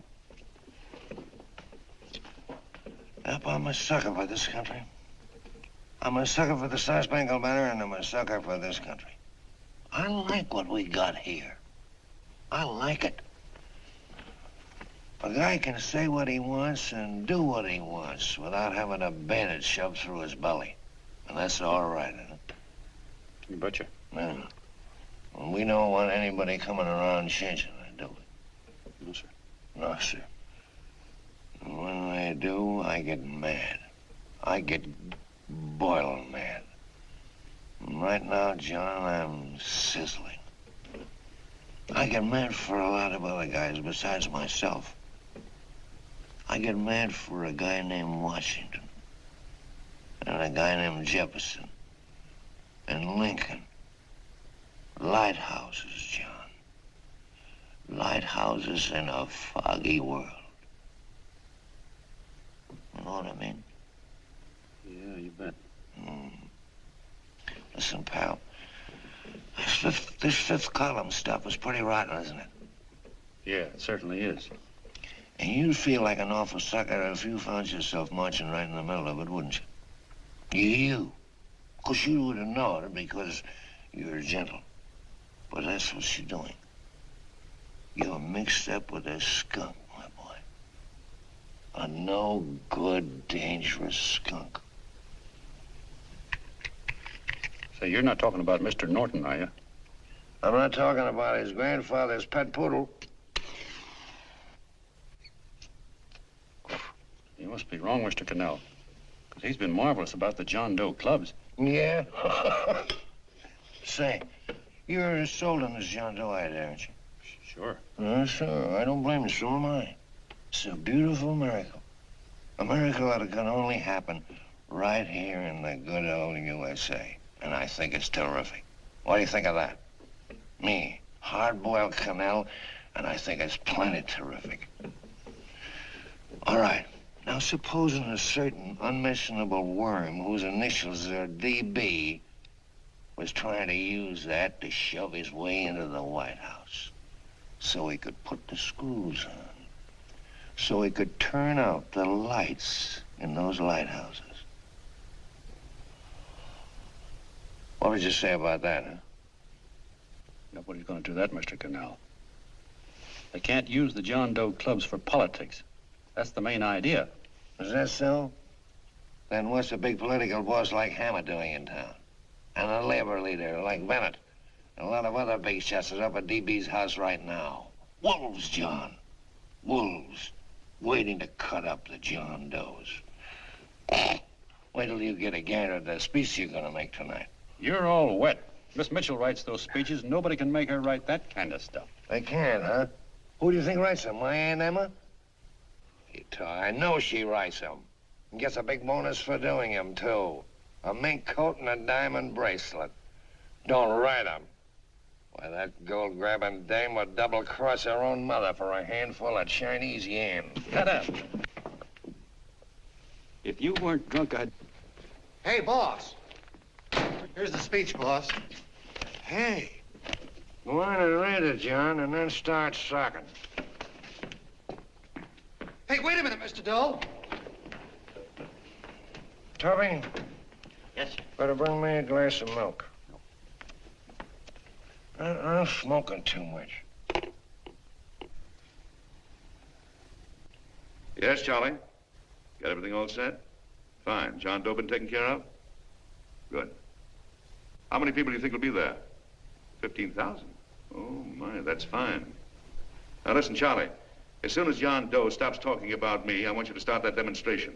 And make it a big one, you understand? Don't worry about that, DB. My boys are there. They'll take care of it. What? Yes, I'll be there 15 minutes after I get your call. Why, Mr. Doe. Where are they? In the dining room, sir.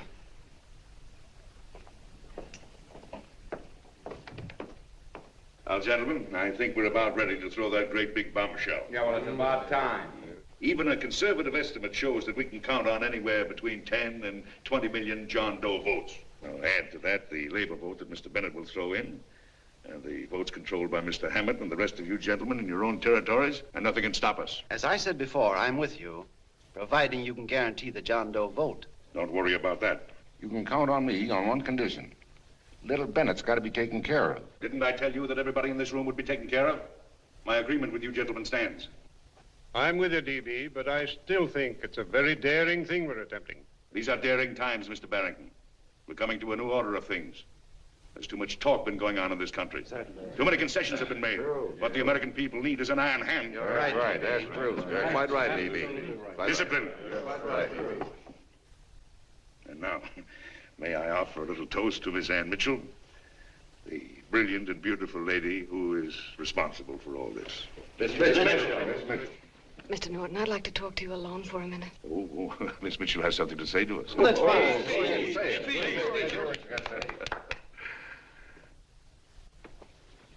Hello.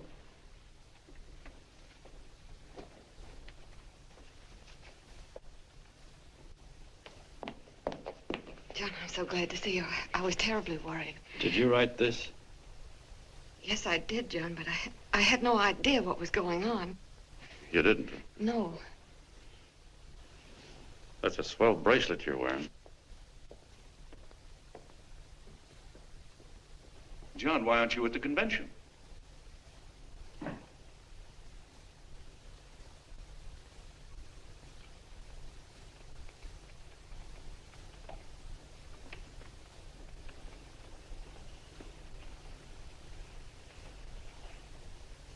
Is there anything wrong? No, nothing's wrong. Everything's fine. So there's going to be a new order of things, huh? Everybody's going to cut himself a nice fat slice of the John Does, eh? You forgot one detail, Mr. Big Shot. You forgot me, the prize stooge of the world. Why, if you or anybody else thinks he's going to use the John Doe clubs for his own rotten purpose, he's going to have to do it over my dead body. Oh, hold on a minute, young man. Hold on. That's rather big talk. I started the John Doe clubs with my money. And I'll decide whether or not they're being properly used. No, you won't. You're through deciding anything. And what's more, I'm going down to that convention and I'm going to tell those people exactly what you and all your fine feathered friends here are trying to cook up for them. And I'm going to say it in my own words this time. Stop it, baby. You ruined us, Stevie. Wait a minute, fella. My uncle wants to talk to you. Listen to me, my son. Before you lose your head completely, may I remind you that I picked you up out of the gutter and I can throw you right back there again? You've got a nerve accusing people of things. These gentlemen and I know what's best for the John Does of America, regardless of what tramps like you think. Get off that righteous horse of yours and come to your senses. You're the fake. We believe in what we're doing. You're the one that was paid the 30 pieces of silver. Have you forgotten that? Well, I haven't. You're a fake John Doe, and I can prove it. You're the big hero that's supposed to jump off tall buildings and things. Do you remember? What do you suppose your precious John Does will say when they find out that you never had any intention of doing it, that you were being paid to say so? You're lucky they didn't run you out of the country. With the newspapers and the radio stations that these gentlemen control, we can kill the John Doe movement deader than a doornail. We'll do it, too, the moment you step out of line. Now, if you still want to go to that convention and shoot your trap off, you go ahead and do it.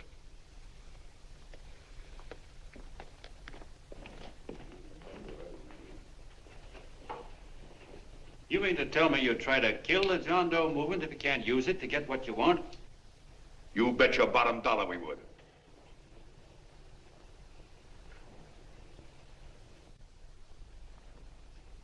Well, that certainly is a new low. I guess I've seen everything now.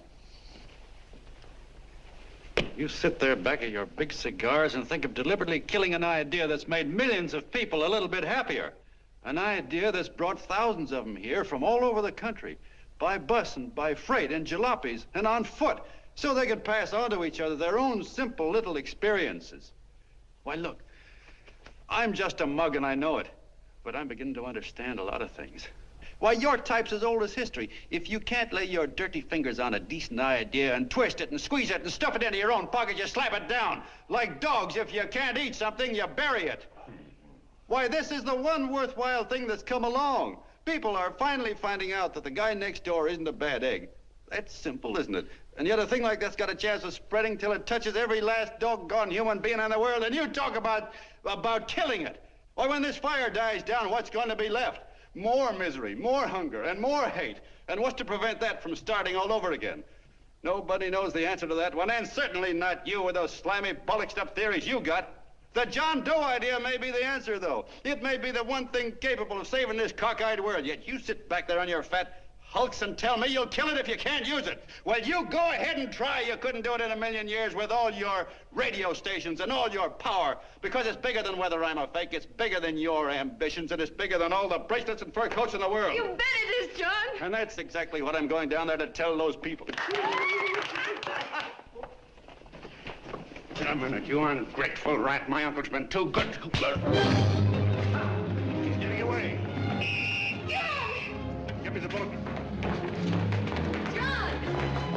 I've always told you, D.B., you're playing with dynamite. Which way? All right, now, girl, get away. Before he gets through tonight, he'll rule us all. Now, stop him cold. Don't worry, I've been ready for this. John! Oh, John, please listen to me. Please, I can explain everything, John. I didn't know what they were going to do. Let me go with you, John. John, please. Go ahead, driver. The whole part. Explain it to you, John. Please let me go with you. Please. John! Mr. Martin wants to see you. Listen to me, Mayor Lovett. You do as I say. I want them both arrested. You tell the police department to pick up Cannell. I've got the girl here. I've got the bullet. I don't care what you charge him with. If you're worried, let him go in the morning, but keep him in jail overnight. Hello, Bulletin. Put that wire on.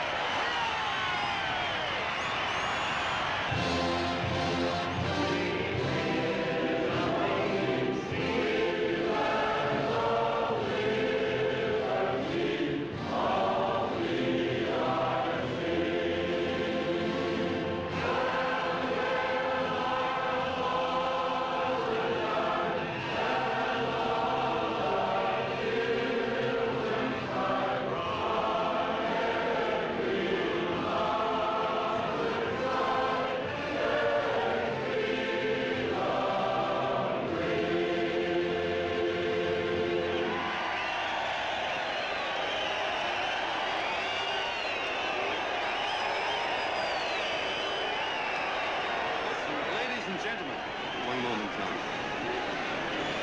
We begin with a short prayer. Quiet, please. Ladies and gentlemen, let us have a moment of silent prayer for the John Does all over the world, many of whom are homeless and hungry. Rise, please. Everybody rise.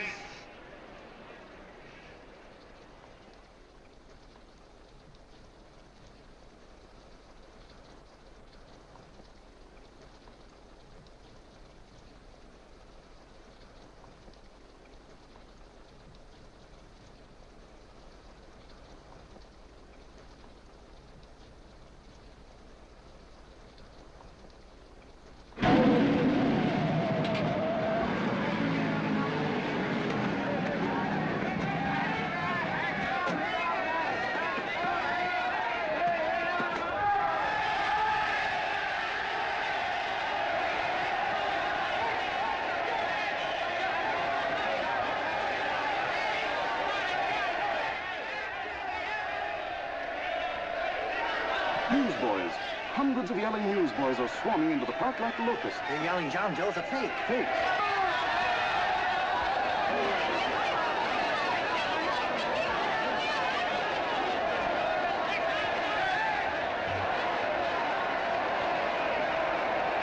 Federal investigation urged by Chamber of Commerce. How could he be a fake? It must be some kind of a gag. A what? A gag. A gag.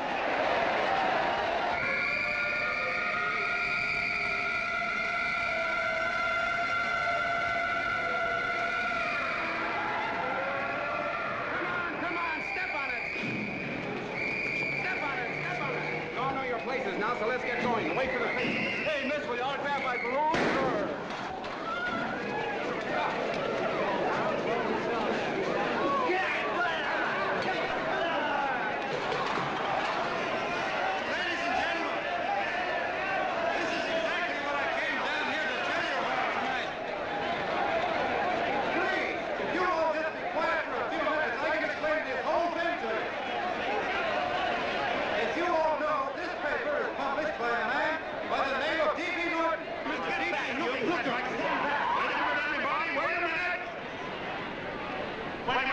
Gentlemen, my name is D.B. Norton. You all know me.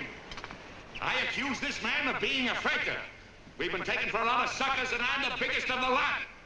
I spent a fortune backing this man in what I believe to be a sincere and worthy cause, just as you all did. And now I find out it's nothing but a cheap racket cooked up by him and 2 of my employees for the sole purpose of collecting dues from John Does all over the country. That's a lie. It's not a lie. Nickels and dimes to stuff into their own pockets. You can read all about it in the newspapers there. That's a lie. Listen, Let go of me. This man had no intention of jumping off the top of a building. He was paid to say so. Do you deny that? That's got nothing to do with it. Were you paid for it or weren't you? Yes, I was paid, but there And what about the suicide note? You didn't write that either. What difference Did you write it or didn't you? No, I didn't write it. Now, you bet your life you didn't. You look in your papers, ladies and gentlemen, and you'll find Miss Mitchell's signed confession that she was the one who wrote it. Listen, folks, it's a fact that I didn't write the letter. There, you see, he admits it. You're a fake, John Doe. Now, for what you have done to all these good people, they ought to run you out of the country. And I hope they do it.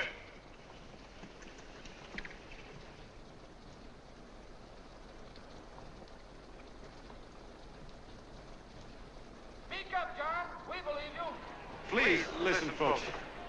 Now that he's through shooting over his face, I've got a couple of things to tell you about. Come on, the rest of you get in here and riot. Break this crowd up. Come on. I'm sorry, folks, but we can't hear him anymore. Something's gone wrong with the loudspeakers. John Doe's a fake! Boo! They can't hear me. Boo! This thing's not working. Ladies and gentlemen.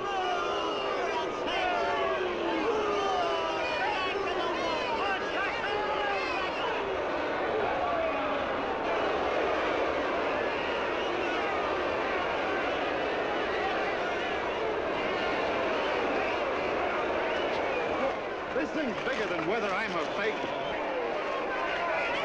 Look, Kurt, you believe me, don't you? Sure, I believe you. Walking my legs off, digging up 5,000 signatures for a phony. Well, there you are, Mr. Doe. 5,000 names asking you not to jump off any roof. It makes no difference, Bert.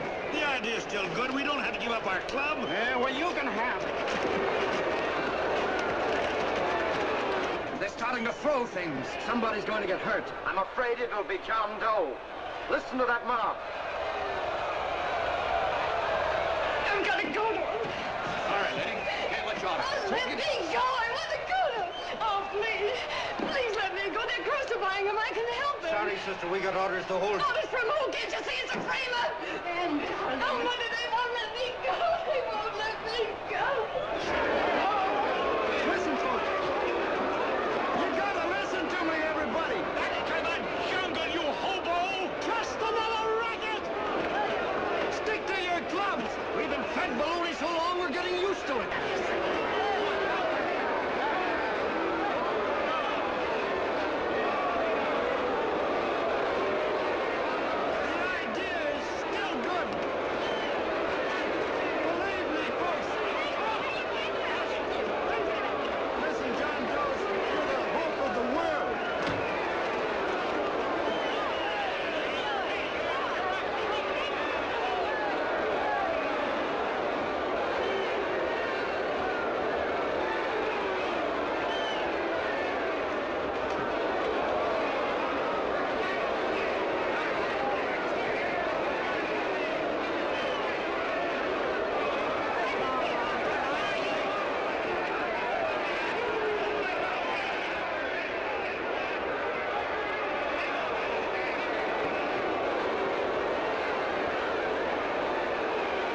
Finally managed to get him out of the park. But if that boy isn't hurt, it'll be a miracle. Ladies and gentlemen, this certainly looks like the end of the John Doe movement. Well, boys, you can chalk up another one to the Pontius Pilates.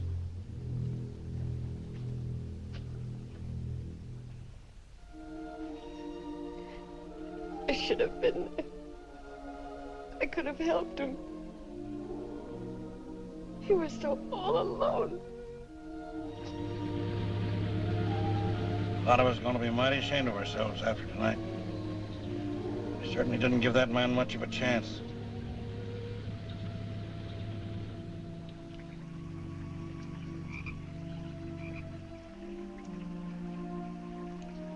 Have some more coffee, Long John? No thanks, Carl.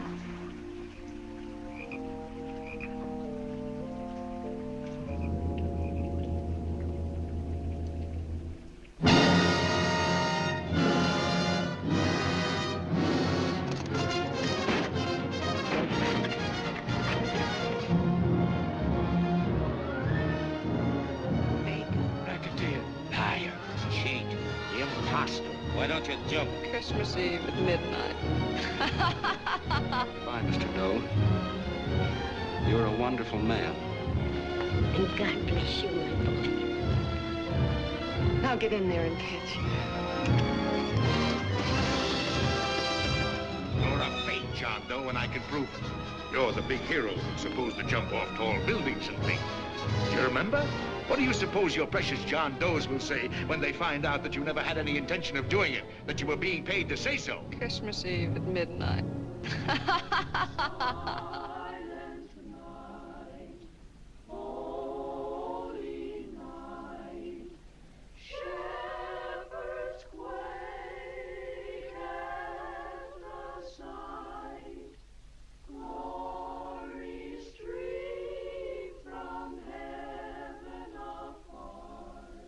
Merry Christmas, son. Merry Christmas.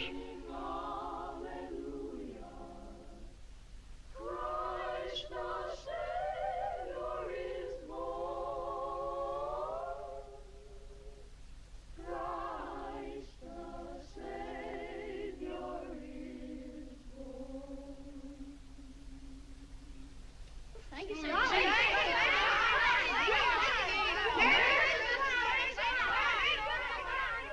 Who? John Doe. Is that screwball still around? Dame's been calling all day. Sure, I know. Yeah, at midnight, huh? Okay, lady. We'll have the place surrounded with nets. They're laughing at me.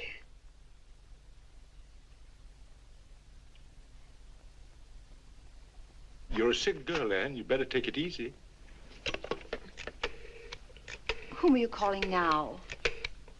You called that number not 10 minutes ago. Hello, Mr. Canal. Have you seen him yet? Have you... Now listen, Ann, he can't possibly get in without our seeing him. I'm watching the side door and the colonel's out front, so stop worrying. Oh. Thank you.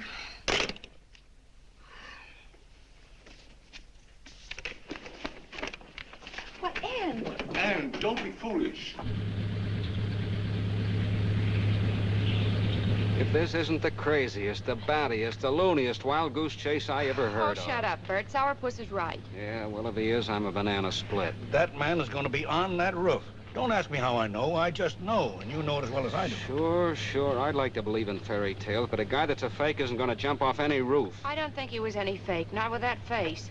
And anyway, what he stood for wasn't a fake. Okay, honey, okay.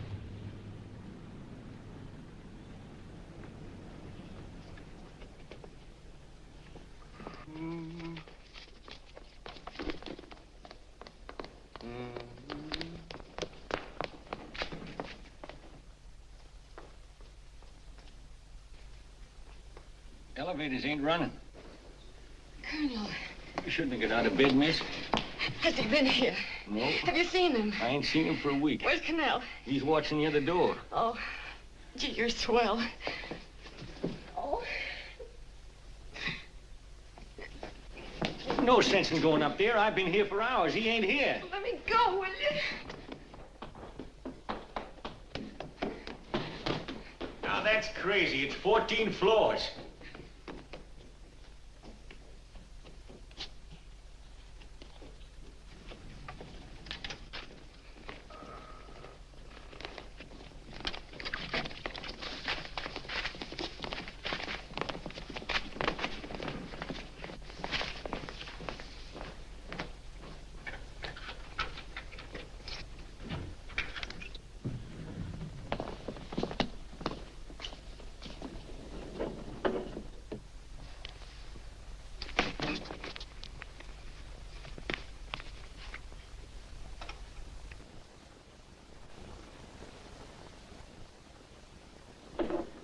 far as the elevator goes.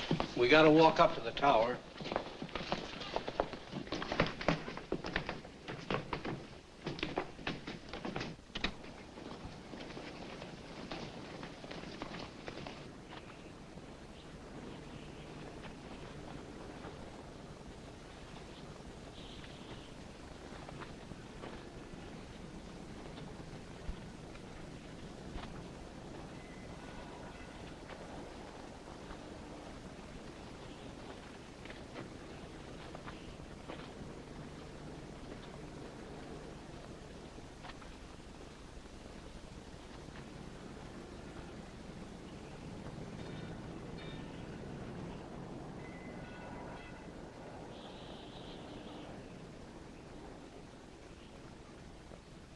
That tramp was probably full of Christmas cheer and asleep in some flop house. Let's go. I've got to decorate my tree.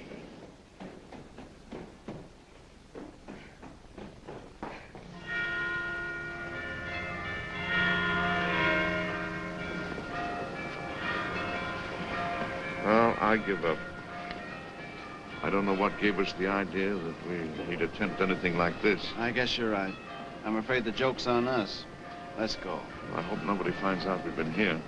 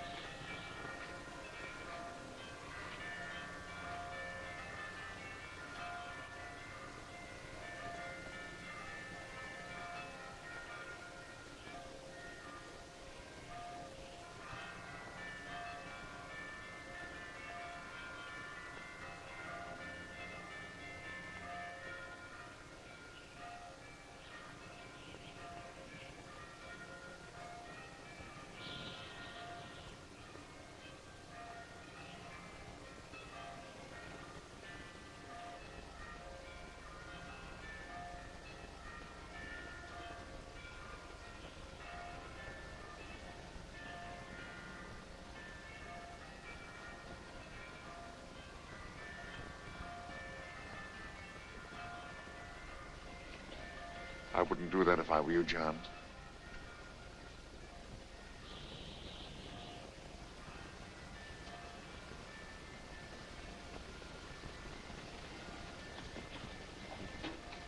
It'll do you no good. The mayor has policemen downstairs with instructions to remove all marks of identification you may have on your person. You'll be buried in Potter's Field and you will have accomplished nothing.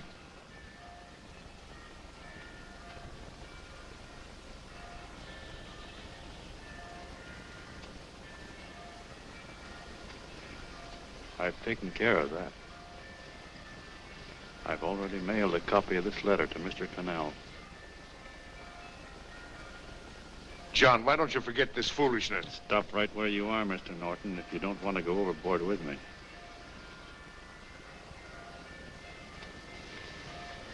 I'm glad you gentlemen are here. You killed the John Doe movement, all right. But you're going to see it born all over again.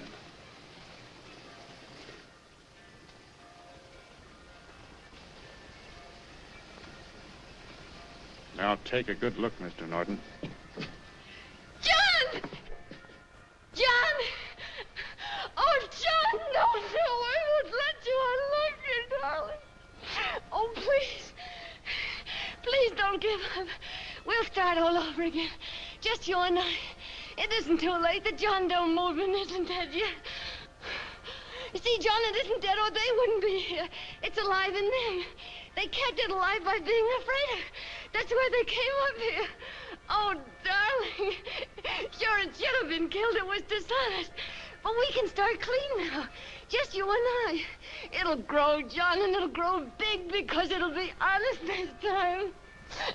Oh, John, if it's worth dying for, it's worth living for. Oh, please, John. Oh. Oh, please, please, God, help me. John, look at me. You want to be honest, don't you? Well, you don't have to die to keep the John Doe idea alive. Someone already died for that once. The first John Doe. And he's kept that idea alive for nearly 2,000 years. It was he who kept it alive in them. And he'll go on keeping it alive forever and always. For every John Doe movement these men kill, a new one will be born.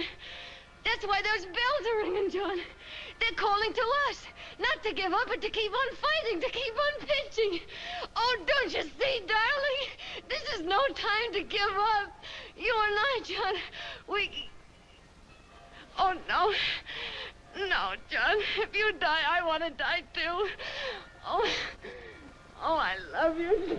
Oh, John.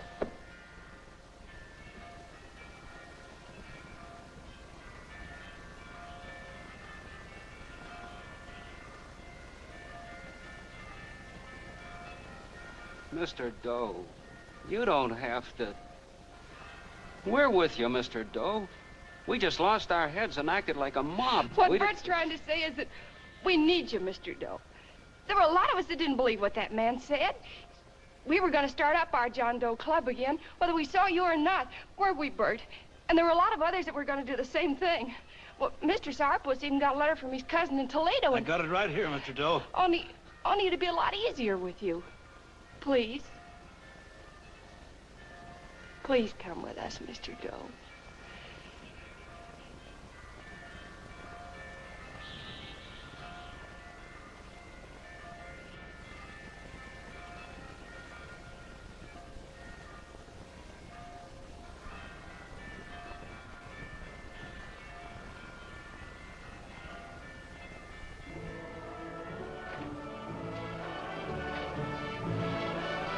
Long John. Mr. Doe. Here, we'll help you with it. She'll be all right. Mr. Doe, take her right down to the car. And right up. Look, we got a car right down to where it is. Lay on, Norton. The people. Try and lick that.